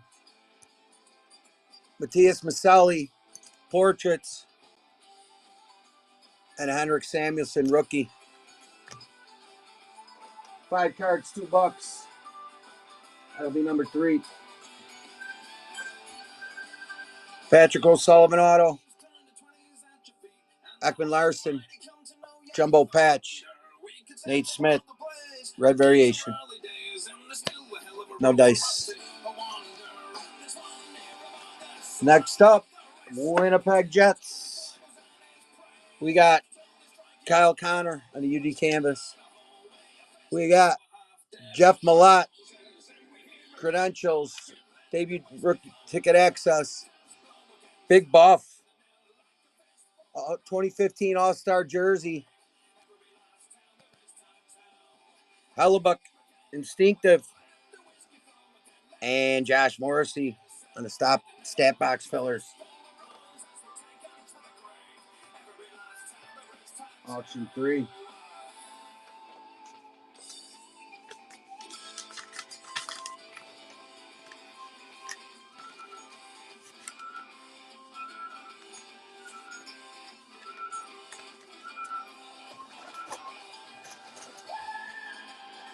Next up, the Capitals. Gonna run through the league, boys. Gonna run through the league. All right, we got Ovi. Who's next? Kuznetsov, Dazzler. Vanasek, Rookie Authentics. Mark Stone on the Star Zone.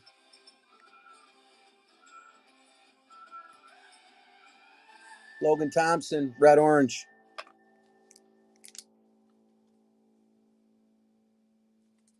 What the fuck?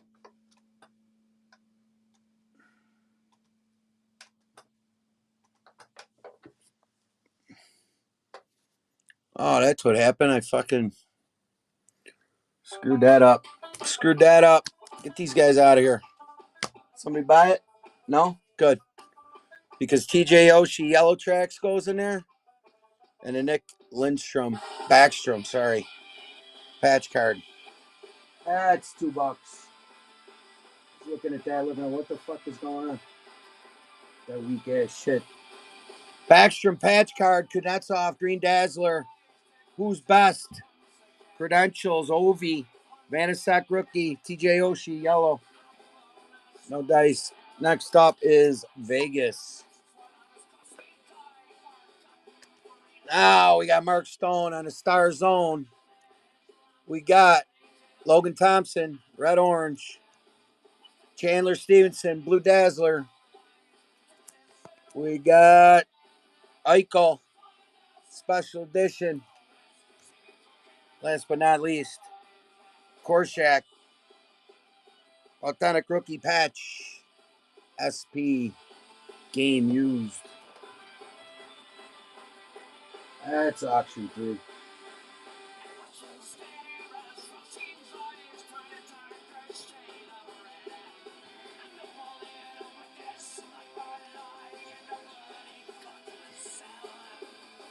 No dice on a Korshak.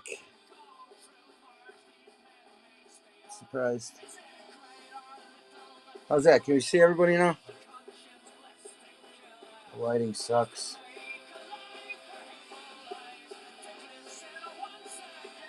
Alright, that's how we're going to try it like that. Alright.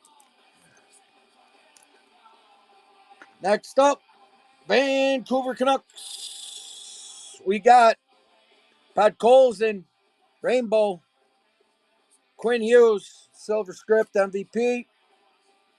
Pedersen, it's their time. We got JT Miller on the Black Diamond. And we got Treasured Swatches, Todd Bertuzzi. Auction 3, $2, Sunday. I'll do Bruins all day. I got more Bruins over there. Montreal, not yet, buddy. Sorry for the slow. We're running through the league. They're getting better as I go. Don't worry. These are the warm-ups. Getting people in the room, I was hoping. Next up, we got Marner, 200 by 85. Matthews and Thompson on a game in PvP. We got Michael Bunting on the orange-yellow. Got Fat Phil, mini patch card. And then James Reimer on the Champs gold front parallel. Auction 3, $2, guys. Get after it. Yeah, they're coming soon, bro. For sure. They're coming. There, I'll do one right now.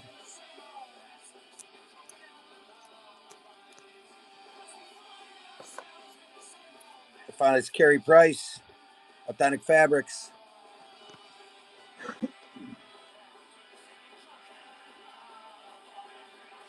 Keep jumping around on me. Next up, Tampa Bay Lightning. Then the Blues. Then Seattle. No dice. I'll run a fiver. There's fivers in here. We got Hedman on the new UD Portraits. Kucherov on the new Damon FOV. Marty San Luis. SB Star Fabrics. Vasilevsky Credentials. And a Stammer rookie. XRC out of ITG. 3.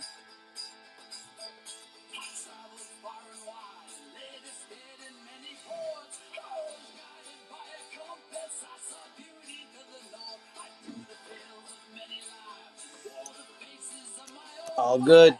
Next up is the Blues. And then we're done with, these are the third tier, let's call them. But we got this old MVP, Brett Hull, TJ Oshie, Ultimate Collection, patch card, Jordan Bennington, SP Game Used patch. We got Keith Kachuk,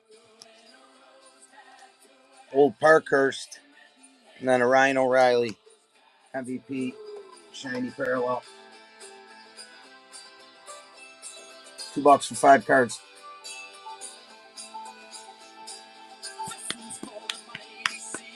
Next up, Seattle.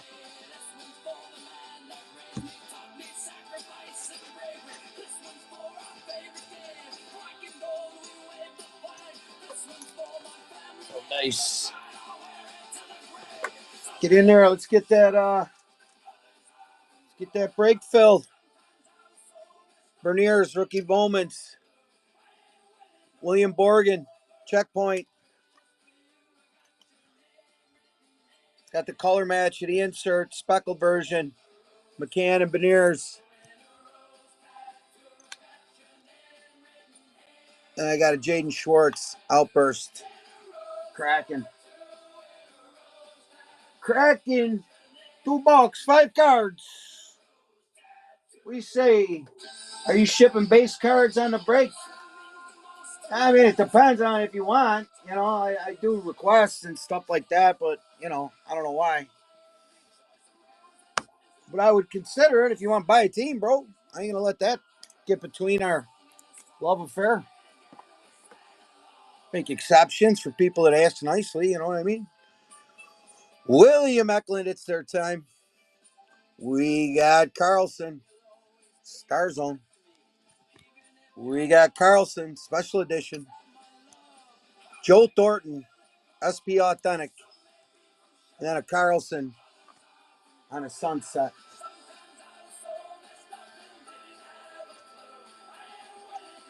Five cards, $2.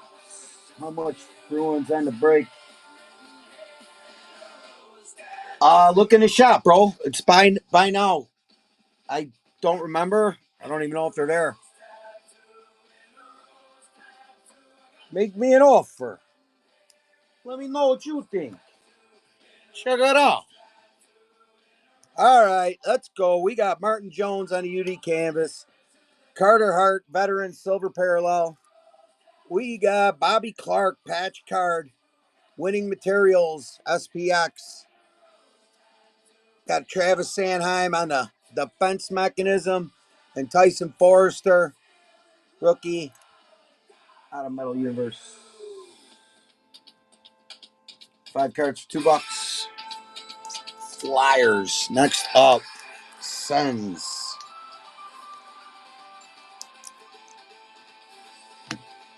Next up, Sens. Whoa. Man, I thought there would be more enticement. I gotta admit. Here we go. Parker Kelly, Parkhurst rookies. They thought that was worth $2 on its own. Brady Kachuk, green ice parallel, green parallel ice. We got Josh Norris, SPX rookie jersey. Brady Kachuk, True Leaders, SP Authentic, and Brady Kachuk on the stat box filler. Here, and I got another green ice. Throw that in. Let's get off of this lot 3 here, huh? 6 cents, $2. Can't beat it. Can't beat it. Up next, Rangers.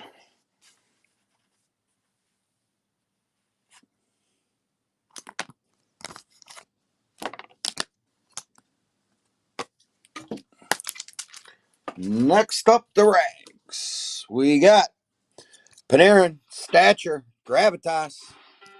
We got Lafreniere, net deposits from Metal Universe.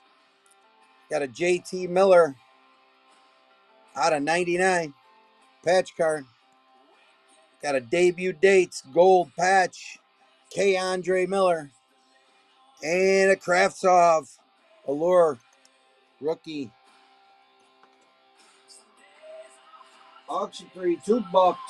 10 seconds, sudden death. Go get it.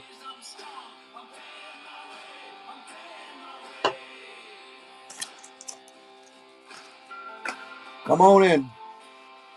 Come on in. The water's fine.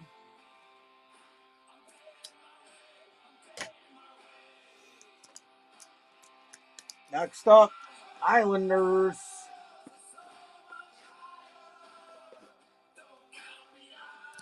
Paul Horvat on the silver script.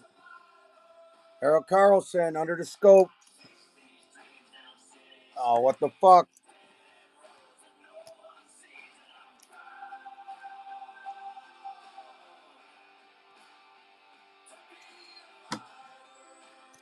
Bulldog Allure rookie. That's pretty dope, huh? Michael Dalcali, purple, 3-color out of 35. Sorokin, Johnny Tavares, die cut.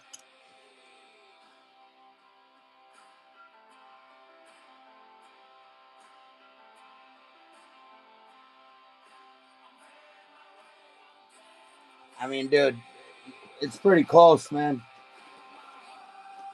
They're 2 auctions away, my guy.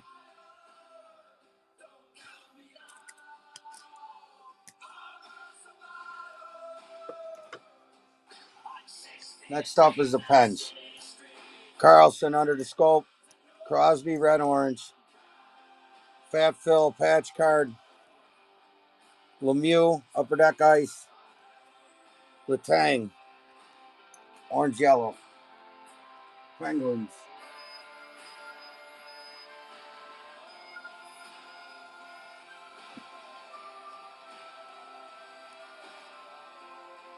Habs up next, my guy.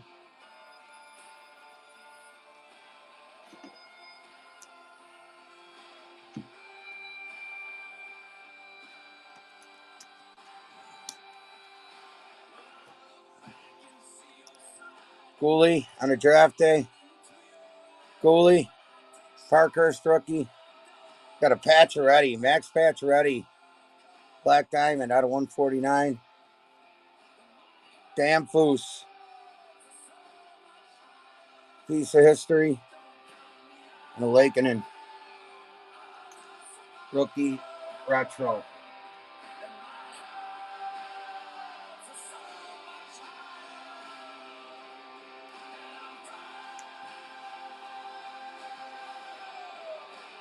Oh, huh? Okay.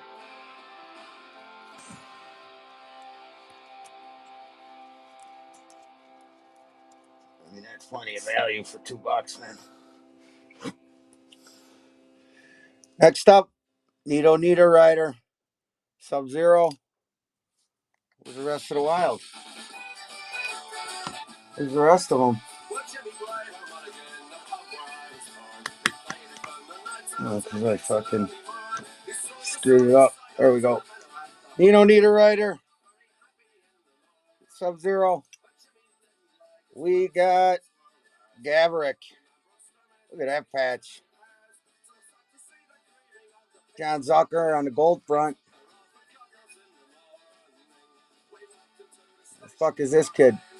Oh, it's Boldy. Speed of the game, credentials, and Kaprizov, UD portraits.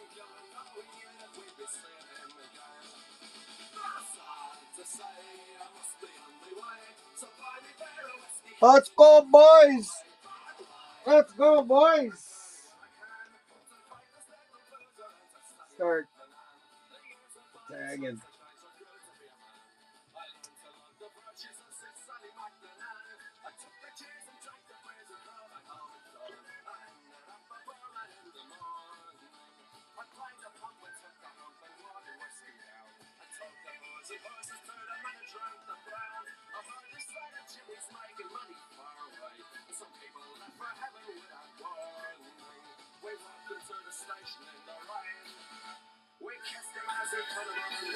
Fuck me, man.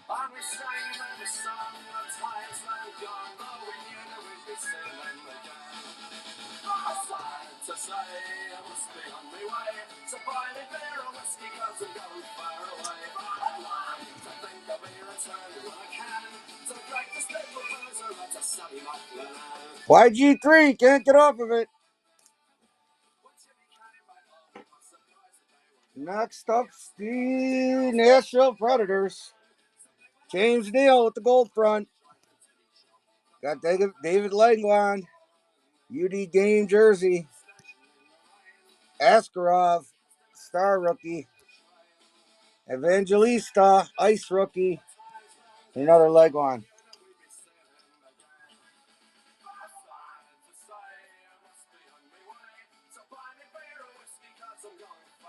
Rafa, what up?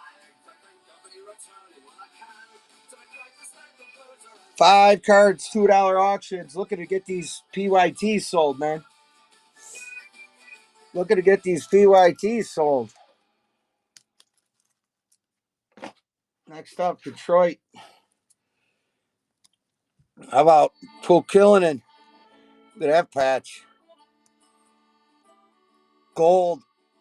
Lucas Raymond. Razak. Rookie Fabrics. Lindstrom. Allure rookie. Aaron, I'll throw Carey Price on there.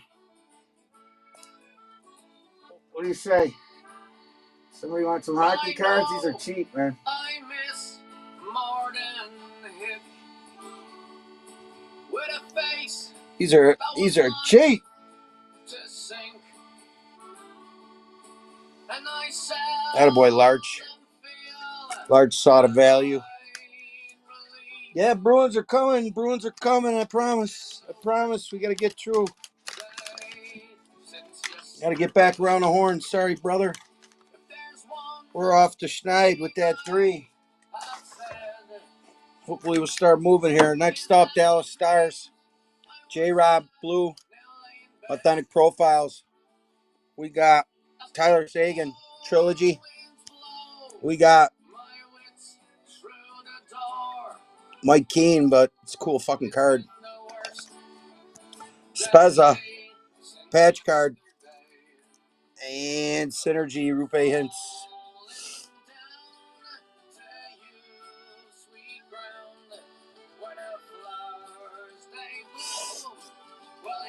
Next up, Blue Jackets.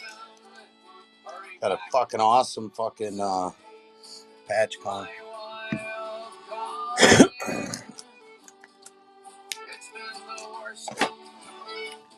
All right.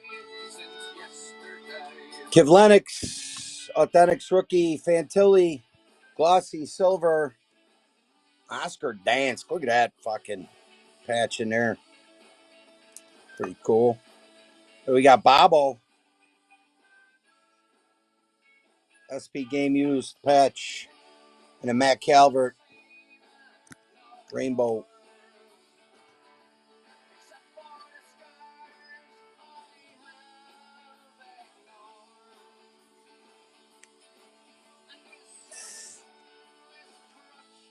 Oh, not impressed. Okay.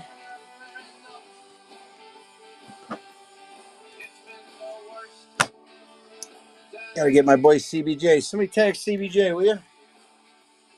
Too hard to keep doing it at the same time, you know. All right, Rob Blake, Mr. Hockey's Greats. Landeskog on the photo driven. We got Michelle Goulet out of 125. Artifacts. Dual patch. Got Makar. Metal Universe. Blue. And then McKinnon, Star of the Rink, Gold. Avs.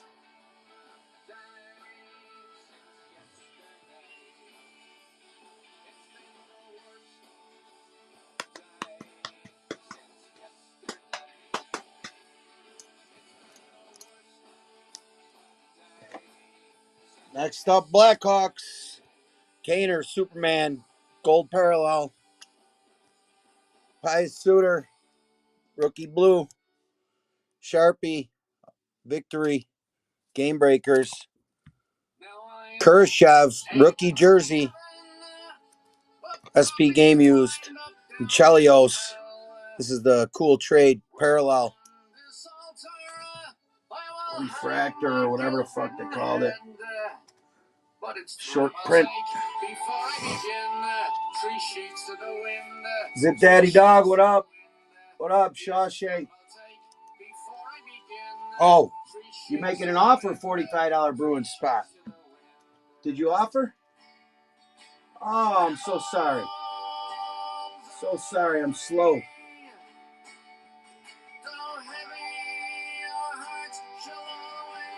No, those were other offers, but our spots are all gone. CBJ sold already. Yeah, you know how to do the offers, bud?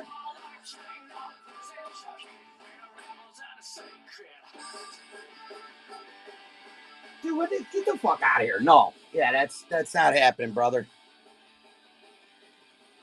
Thanks for offering, no. That's a hard no. You want to get real, we can talk, but that's a hard no. All right, Zach Benson, Yellow Taxi, rookie. We got Skinner, Thompson, Tuck, A-Lines, Rotsalainen, Parkhurst, rookie. Tim Kennedy, Mini, Auto, and Erasmus Dolan, Premier Rookie, patch card.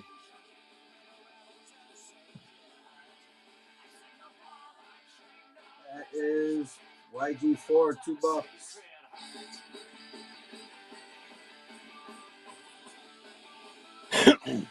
Yeah, you want to throw in an auction, dude? Like I'll throw in an offer. I'll think about it, but I mean, half, dude. Like, come on.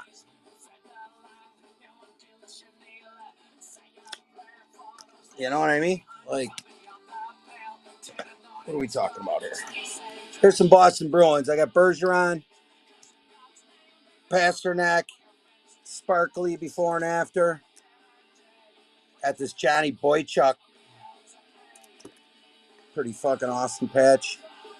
Pasternak on the Synergy, and a Marchand Contours die cut. 5-4, $2, 10 seconds.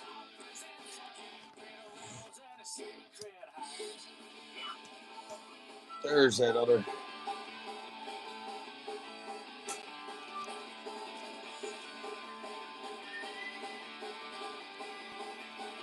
No dice.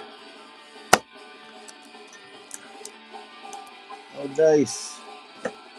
Next up, Oilers. McJesus on the deep roots. Jordan Eberle, patch card out of 125. Got Draisaitl, MVP talent, red. Ryan McLeod, rookie portrait. And a Zach Hyman, green, ice.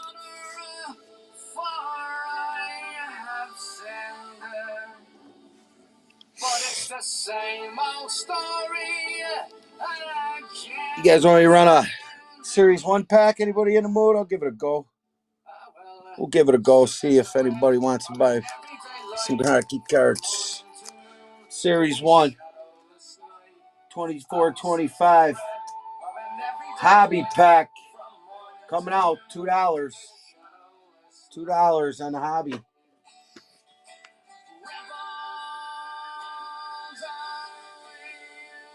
That a boy, Larch. Rip it or ship it, buddy. Rip it or ship it. Next up, Anaheim Ducks. Rip. All right. Good luck, buddy. Good luck. I usually have some pretty good luck with these. Got multiple Young Gun Deluxes on this table. Multiple and an exclusive. And a clear cut stank oven. Marchand. Breaking news. Seth Jones and Forsberg on a PvP. I thought that was Betsy for a second. And an 8-dog on the City Satellites. Not bad, buddy. I know it ain't what you're looking for.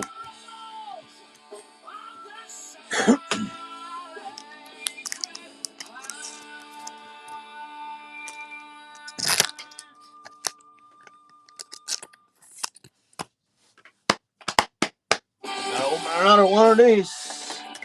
Boys, I don't know if you've seen. Oh, boy, I just threw them all over the house. Oh, Jesus Christ. Fucking penny sleeves everywhere. Boys, I don't know if you've seen it in the shop. Go look at any of the products. You think any of them are okay? Kind of cool? They all suck? Well, give me some feedback. You know what I mean? Send me a message. I answer the messages. I like them. I like them. That was 4. Thanks a lot, Larch. That was a nice $2 fucking hobby pack, huh? $2 hobby packs. Where else are you going to find that? All right, Canes. Aho on the UD Portraits. Gold, 200 by 85, Martinikas. We got a clear cut, Jordan Martinook, We got Kaepernick, Sammy Kaepernick. These cool fucking cards. I don't know what they are. And then Lucas Walmart, rookie auto. Number 5. $2. I want somebody to take up the ComC challenge with me. Take up the ComC challenge. I'll pay the fees to get the thing going and to get them fucking loaded. And then let's see, you buy it just out of these $2 auctions and then buy. Or then we put them up to sell. But we make $1 million. Vladimir Provorov. I mean, maybe when we get there. Not sure, bud. Got a lot. This is just a new set we're running through. This is Tyler Toffoli, Credentials, Second Star, Aginla, Northern Stars out of Parkhurst, Johnny Hockey, Sunset, rest in peace, Huberto on a Synergy, and a Kiprasov, honorary swatches, $2. Lot 5.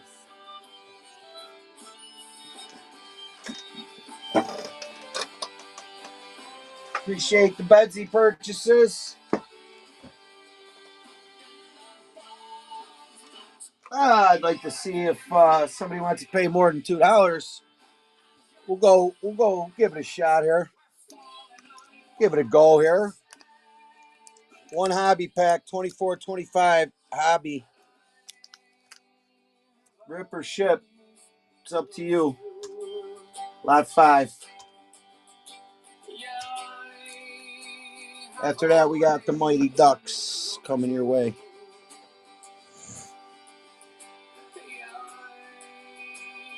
Yeah, that's it for a while.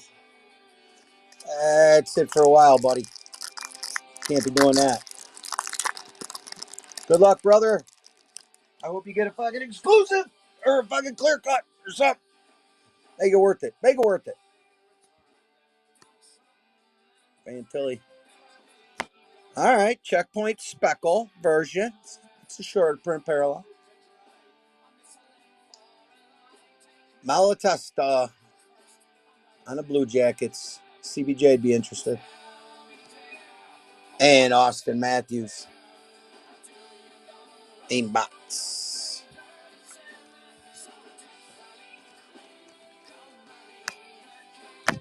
There you go, buddy. $2 shot. Can't go wrong. Can't go wrong with a $2 shot. Hey, that was work that I suppose, right? I suppose. I'm going to put that into your last ones, 4 and 5.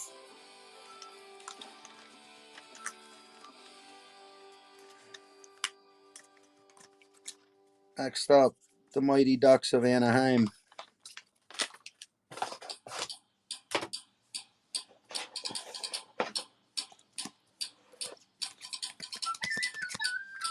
All right, we got Zegras, photo driven. We got Drysdale on the sweet selections. McTavish, that's bronze, I believe. OPG glossy rookies. Dostal, sweet selections. And Getzlaff, fresh ice, jersey. That'll be number 6.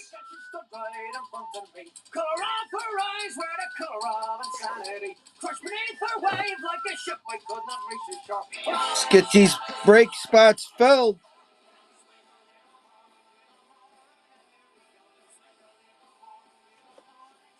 A little more than half price, I'd appreciate.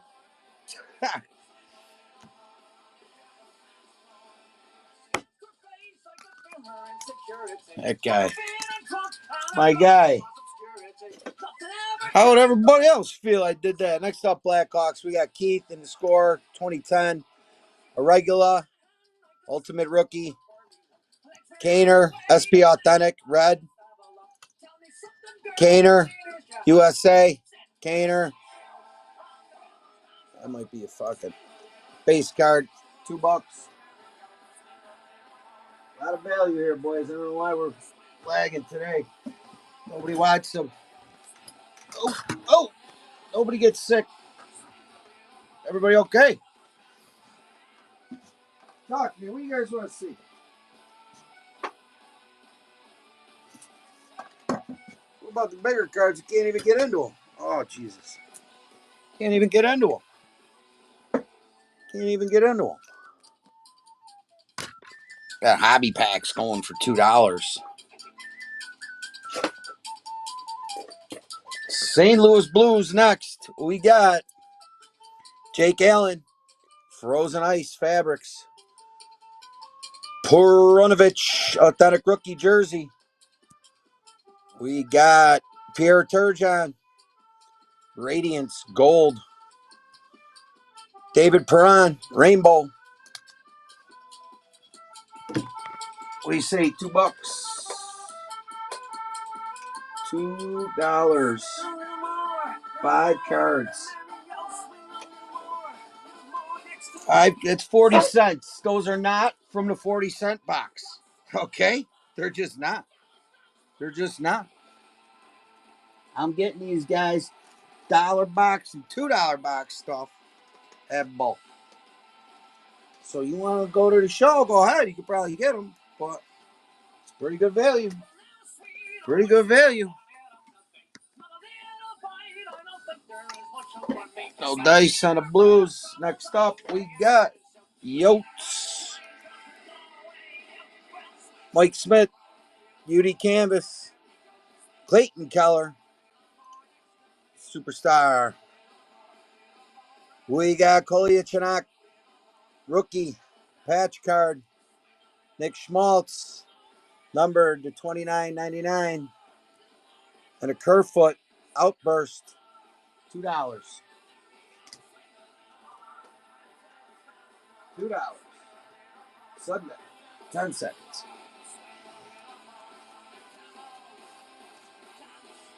Next up, Penguins.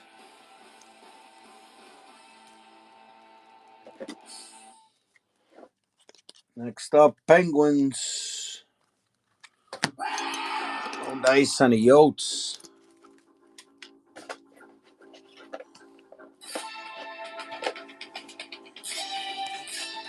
We got Lemieux, Hero at ITG. Artifact, Sid the Kid. Brian Rust on the orange-yellow.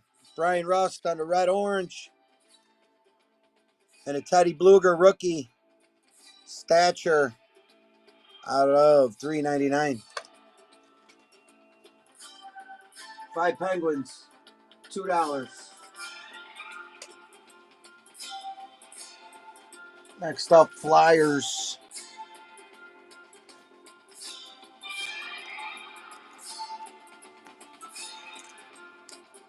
Man, what the fuck is going on with this?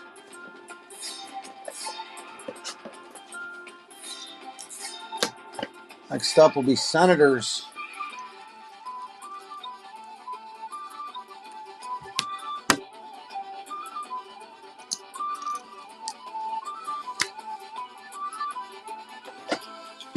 Next up, Senators.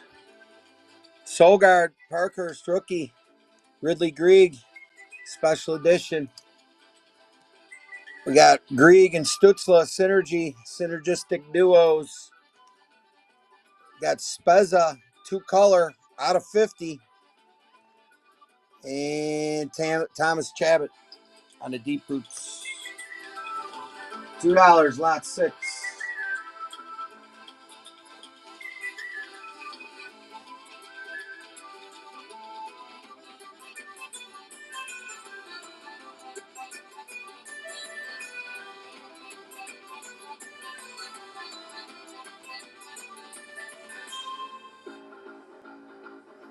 Here we go. Now I figured it out.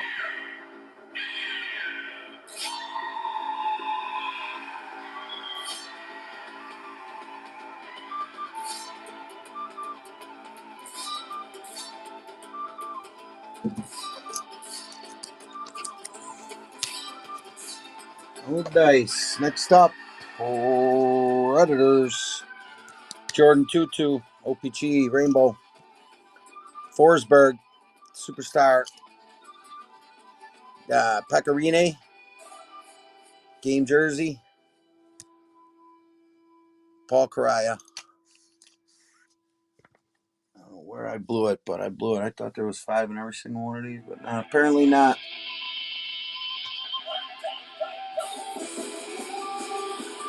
Let's go, Correa. We got Pecorine, Jordan 2-2. 5 cards for $2. Next up, Rangers.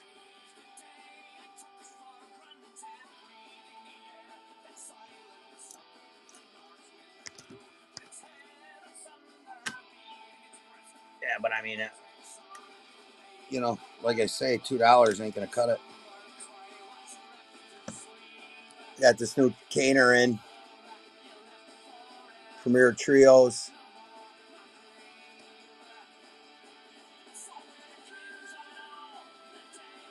Can't fucking read. He made it so small. Colin Wilson, Patty Kane, Zach Parisi. Looks like they were looking for 25 on a thing at some point.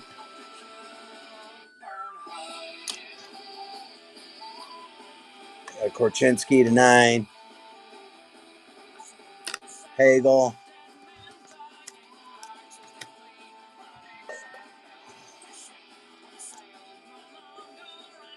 Khrushchev 10. Kane, best in the world, mosaic. Got a Zegras rookie green. That's not that big.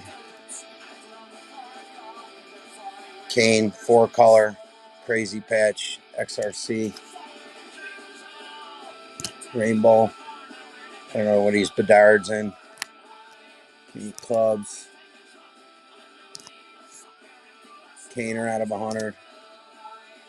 2-4. $2.99. Bobby Orr. This is Stefkowski. And then there's still some stuff coming through here, so. Zabinajad. Panarin Retro. Rempe. Rookie. Brian Leach. Panarin Synergy.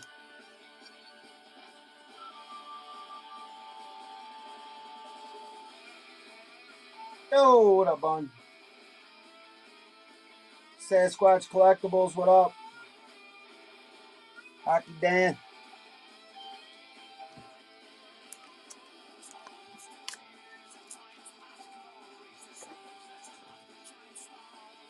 All right, Noah Dobson, Silver Script. Horvat, Purple Ice. Johnny Tavares. Black Hole, Patch Card. Bulldog, Black Rainbow. And a Horvat, Black Rainbow. 5 cards. $2.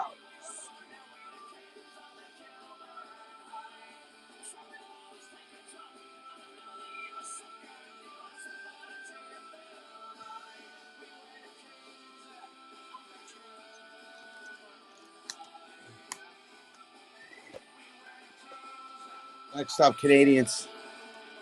Owen Beck, rookie. PK Subban. Carey Price, Nat Gear from Artifacts. Caulfield, Portraits. And Yolonen.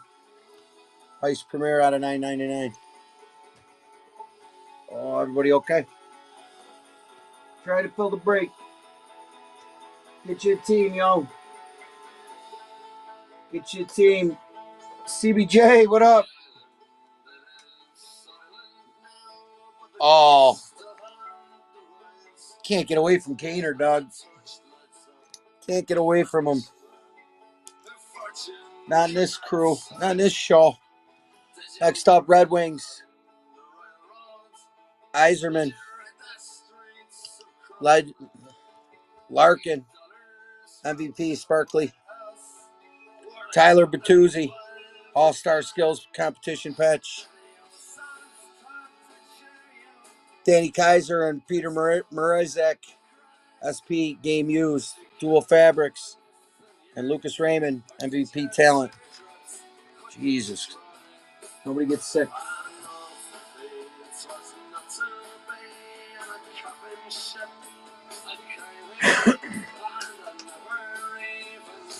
Thanks a lot, Larch.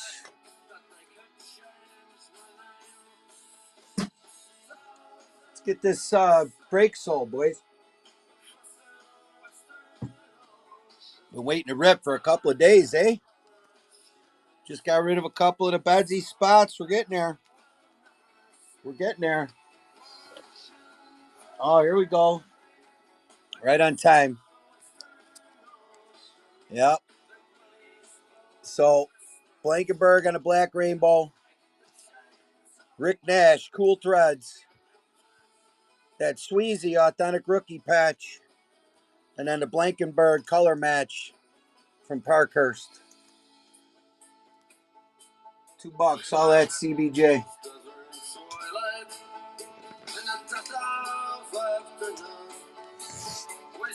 Next up, Dallas.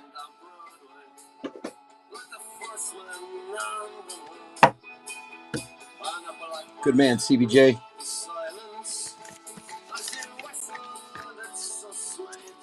Good man. All right, we got J-Rob, Glossy, Silver. J-Rob, Synergy, 2030. Insert. Tobias Steppen, Ice Premieres, $9.99. Delandria, Gold, Glossy Rookies, and a Pavelski, 7 of clubs.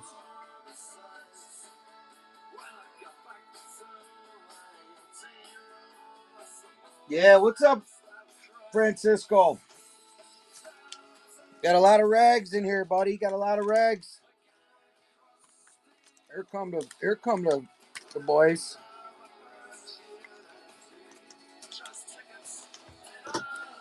Next up, we have the Colorado Avalanche. Nate Dogg, Superstar Honor Roll. We got Sammy Girard, UD Canvas. We got Adam Foote on a game jersey. Mikko Rantanen out of $9.99. Light up the night. And Cale Makar on a pageantry.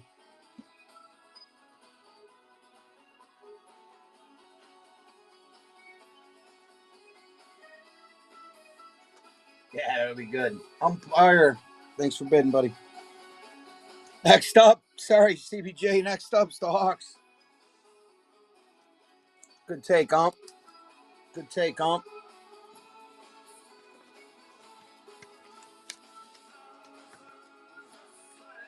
There's your boy. Patty Kane, UD Portraits. Stauber on a 200 by 85. We got Mike Hardman, rookie jersey out of $6.99. Found this old Savvy, 83-84. And then Bodine, Metal Universe rookies. Number 8.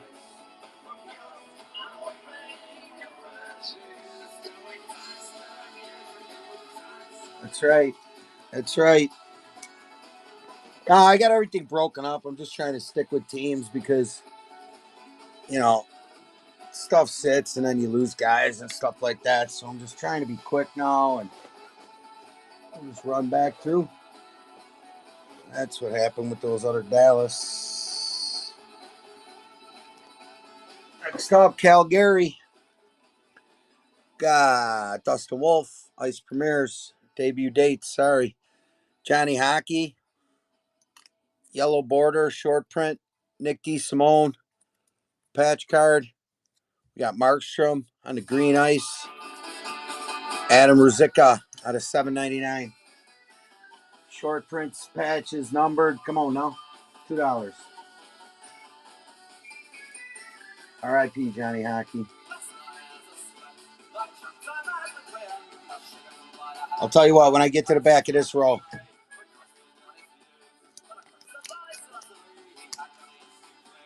Well, you weren't impressed the first time around with the second row, so I won't make you, I won't beg you to sit. But we got Jonas Johansson on the Allure rookie, Casey Middlestat, Synergy, Significant Selections. Got Robbie Fabry, die cut MVP. We got Jason John Paterka out of 699 rookie jersey. And then Tate Thompson, MVP talent.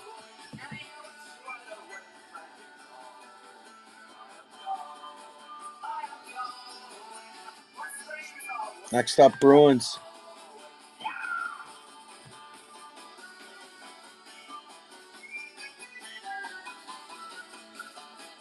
Joshua Rooney. Nice take, buddy. Nice take, buddy. Thank you. Next up, we got Pasternak. And we got Ray Bork out of 110. Calder Trophy winners. We got Carson Coolman. What do they call this? Red Rainbow Jersey. Then we got Tuukka Rask with a banner year. Man, it's a loaded one here. And Chara on a masterpiece.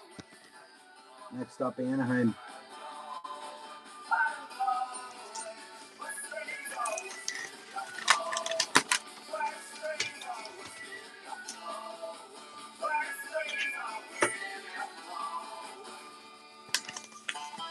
Got a boy out. Nice take, buddy.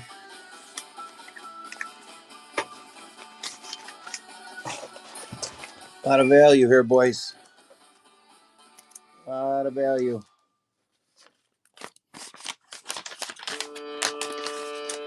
Next up, Anaheim Ducks. We got, that's a pretty cool one. What's going on here? Shea Theodore, Club Crest. Josh Gibson, Ultimate Victory. Lucas Dostal, Orange Yellow. We got Sergei Fedorov, old SPX. And Ryan Strome, Beauty Canvas.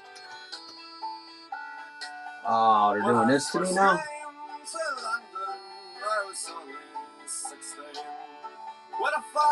Oh, give me a sec.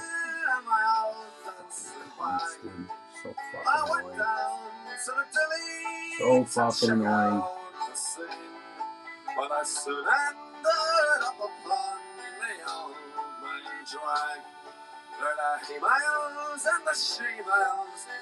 Like it does like half of what you ask it to do. You think it, I loaded all these 1 through 50.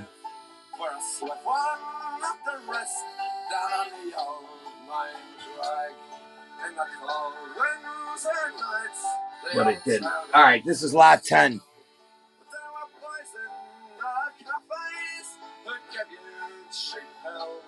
Lot 10. Gibson, Strome. We got Shea Theodore, Club Crest, Dostal, Fedorov. Got a boy Josh Rooney. Nice take. Next up is the Yotes. And then I think we're going to do a pack for Larch. So we got Gunther on a Star Surge. We got Clayton Keller, OPC Premier. Got Nick Schmaltz on the Sunset. Got Matthias Maselli. And then Nick Merkley on the auto.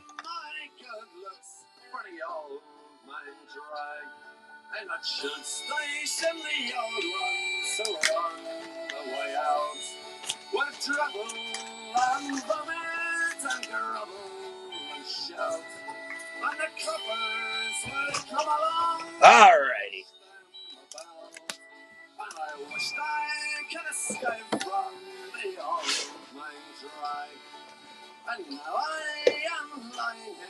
All right. I've been spat on and shut on and raped and abused. One hobby pack. 1/24/25. Series 1 hobby pack. Get after it here. Let's go. $2. 10 seconds. Larchie got the last two for $2. Attaboy, truck. Attaboy, truck.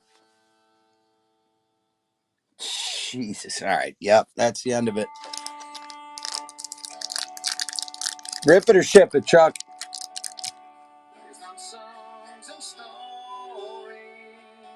You know what?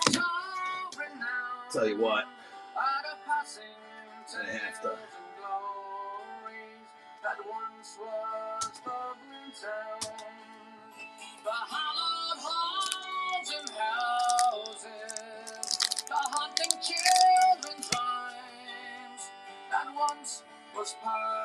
You got it, truck.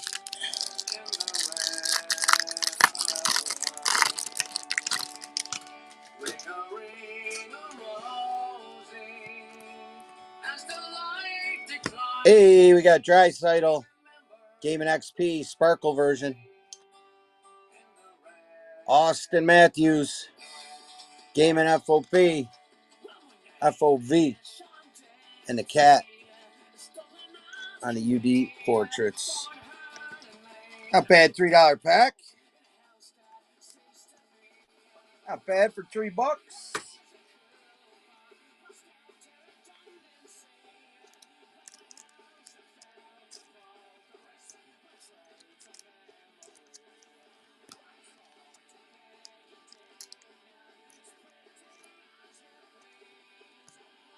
All right.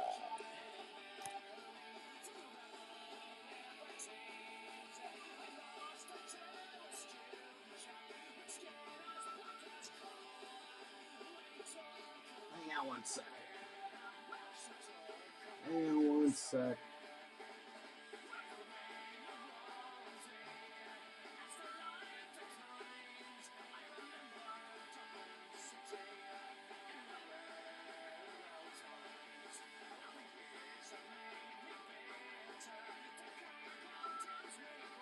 Hold on.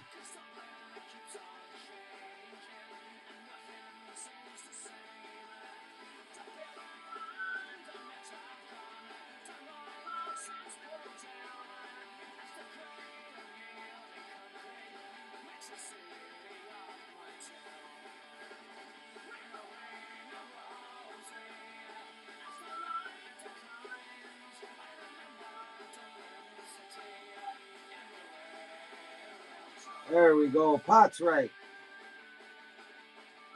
Pot is right.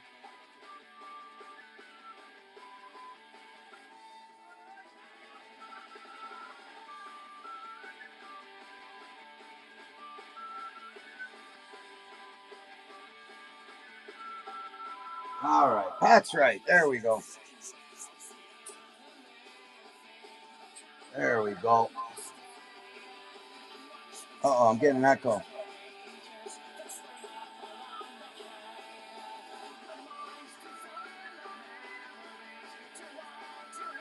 right, that's better? Better. Okay. All right. Anybody making offers on that old? No? Let me update. We did sell some spots. Thank you very much. Thank you very much. Bedsy spots are gone. Ramrods, grabbed them.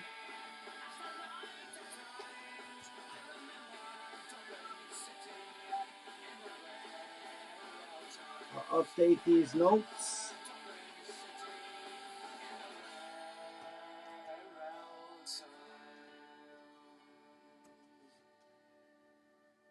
So let's see, that's 1, 2, 3, 4, 5, 6, 7, 8, 9, 10, 11, 12, 13, 14, 15, 16, 17, 18, 19, 20, 21, 22, 23 spots left, boys. Not that bad. 23 left. 23 left.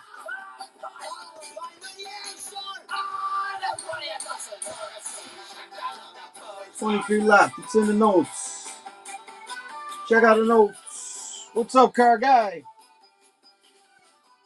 Oh, we did a couple of packs. We did some stuff. We got some Hawks coming out. Nick Foligno, clear cut, the captain. Kaner, Siebes, Coach Q, unscratched on the Colorado Rockies, and Lucas Carlson, authentic rookie patch card. Authentic rookie patch card. That's 5 cards, $2.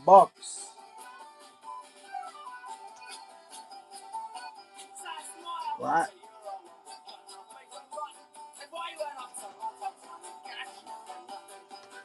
Boy, man, doesn't make it easy on you. That was 11, so this is 12. Gotta redo this stuff. Sudden death, 10 seconds. $2.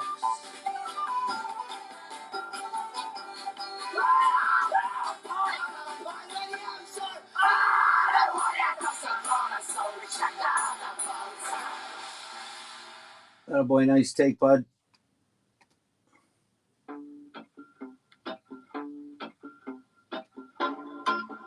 Sorry, I gotta get the pot right here.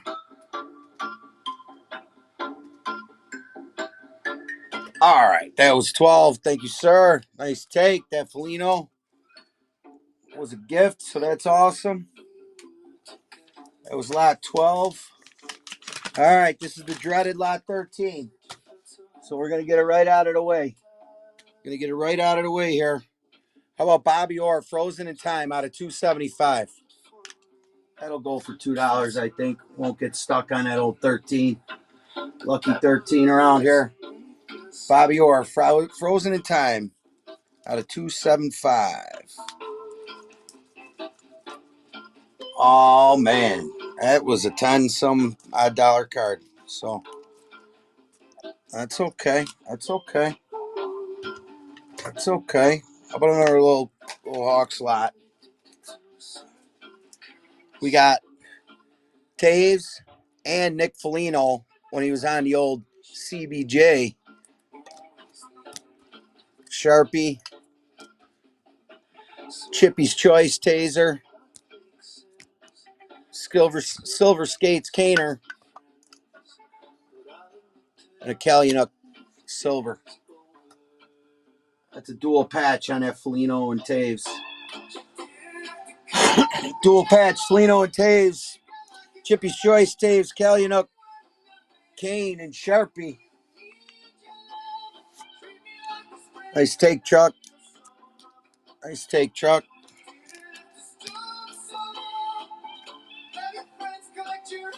That was 13.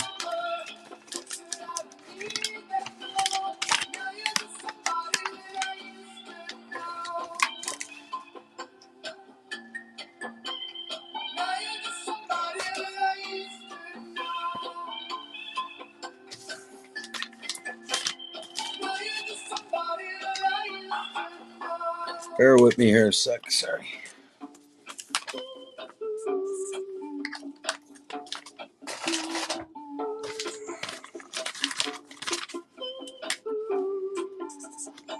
Good stuff. Good stuff.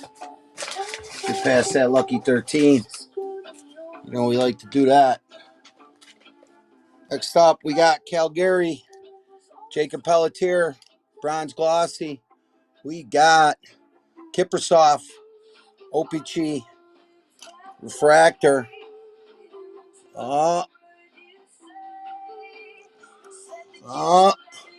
Fuck it. No, can't fuck it up. All right. Sorry about that. Misfire. CBJ, Kevin Stenlund out of 999, Future Watch. Derek Dorsett, old MVP rookie. We got Thomas Kubalik, Auto. Borkstrand, OPG, Platinum Retro, and Elvis Trilogy rookie renditions out of $7.99. Couple numbered, couple autos. One auto. What we got? We got two numbered cards and an auto. $2. Next up, Buffalo. Attaboy, Josh.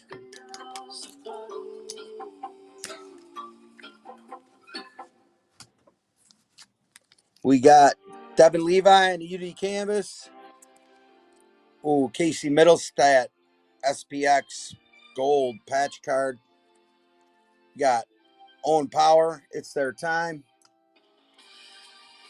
We got Jack Quinn, Silver Parallel rookie. And the Kyle Oposo. Breaking news. Lot 15.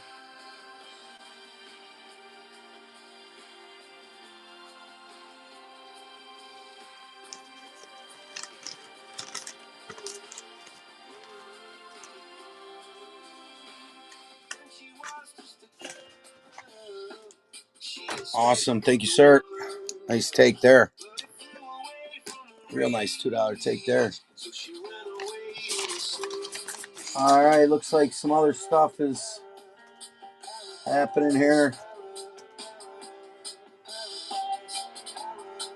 Oh, all right. Auction came in and he canceled. All right. Well, an offer came in and then canceled. That's weird. Make an offer on them PYTs, man. I'll listen. I'll consider. You know. Come on. Come on. Next up, Yotes Maselli UD rookie portraits. We got Patrick O'Sullivan auto.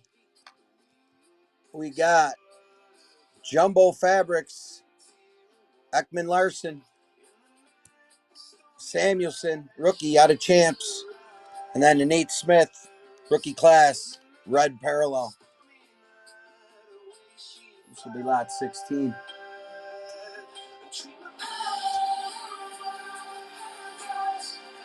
Next up, Winnipeg.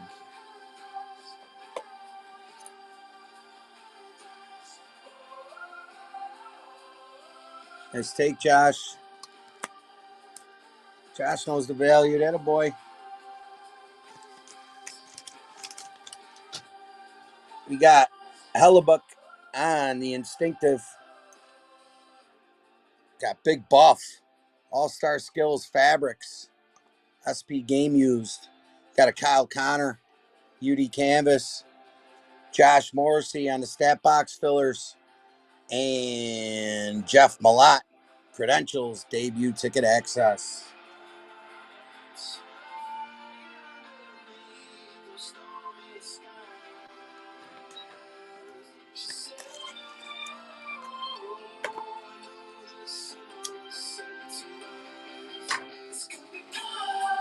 Nice take, nice take.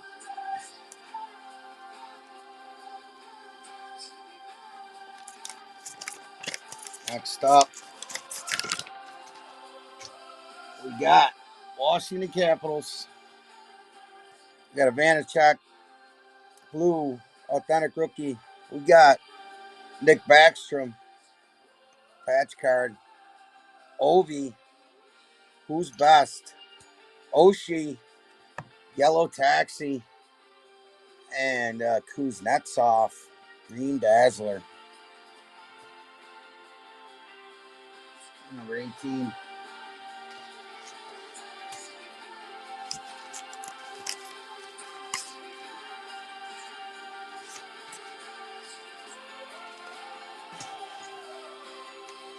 Josh Goblin, $2 lots. That a boy. That a boy, Josh.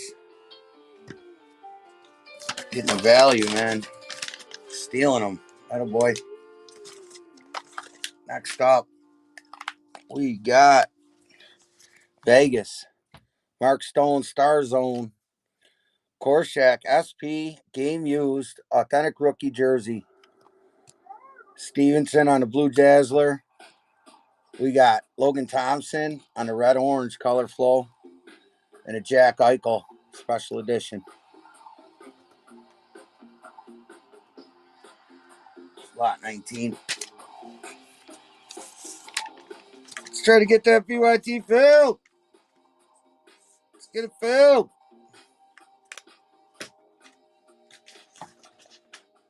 No dice on the Vegas course check.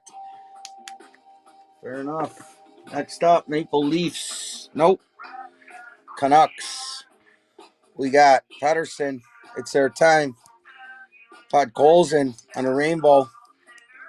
We got a Todd Bertuzzi. Treasured swatches. JT Miller. A Black Diamond. And a Quinn Hughes. MVP silver script. Lot 19. Awesome, man. Yeah, it's a lot of value too, man. A lot of value here.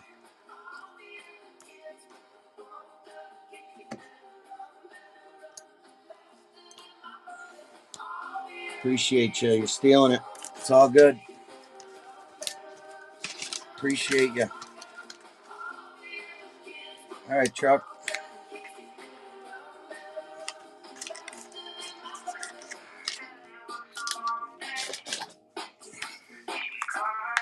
Next up, Maple Leafs. Let me take out a stack here, make it a little easier. Michael Bunning, orange yellow, color flow. Mitch Marner on the 200 by 85. We got Phil Kessel, mini patch card out of Champs. James Reimer on a Champs gold front, parallel. And then Austin Matthews, Tate Thompson, game in PvP out of the new 24-25 Series 1.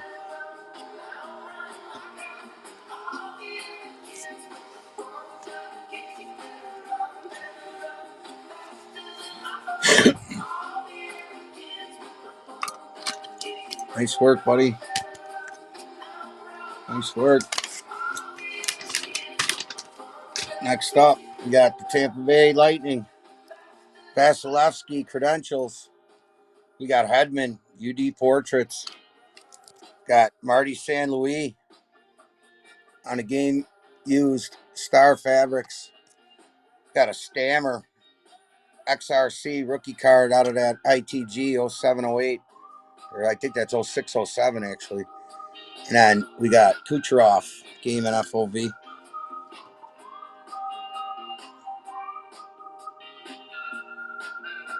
All right, we're going right from 21 to 22, so there's no 21. I'll make sure we remember that later. I don't know why or how that could have fucking happened, but whatnot. Whatnot, I'll tell you. 22, no dice, that's all right. Next up, we got the Blues. Brett Hull, MVP. TJ Oshie, Ultimate Collection. We got Jordan Binnington, game used, Fabrics. Ryan O'Reilly, MVP, Sparkly.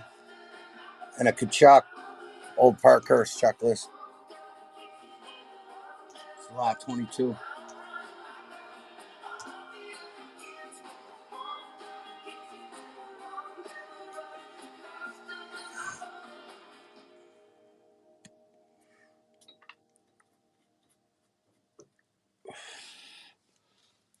Next up, we got Seattle.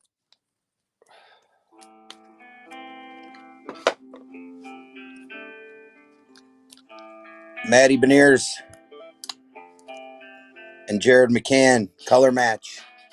Sparkle and the regular. Beniers on the rookie moments. Jaden Schwartz, Outburst, and a William Borgen on checkpoint. Oh, that's out of that new product there.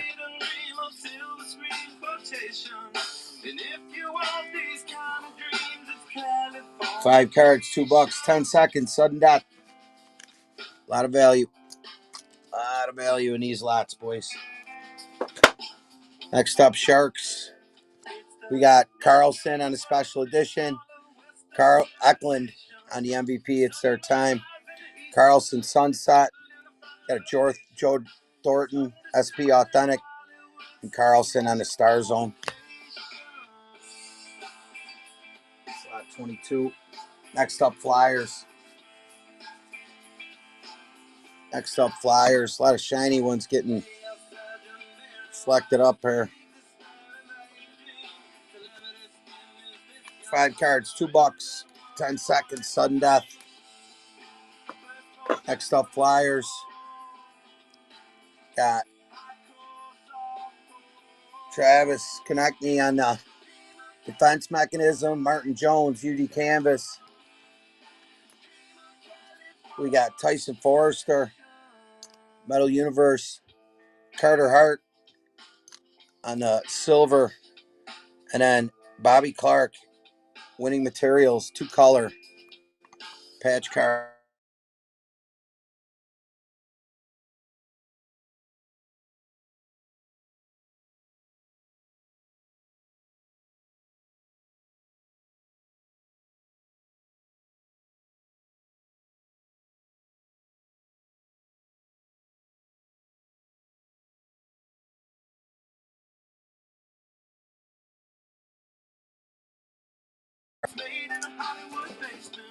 We're going to hit an intermission here.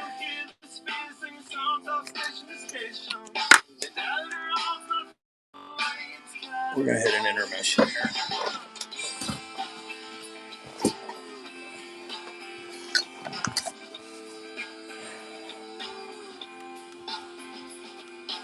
Thanks a lot, guys. Go to the shop. Let's get this break filled, huh? Come on now. Get this break filled. Call my son up in Canada.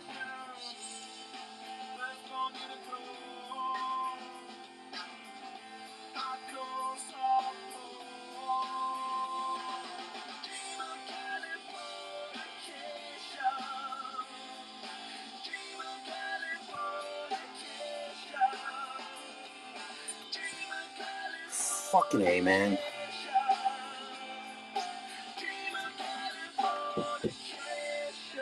All right, I'm going to have to...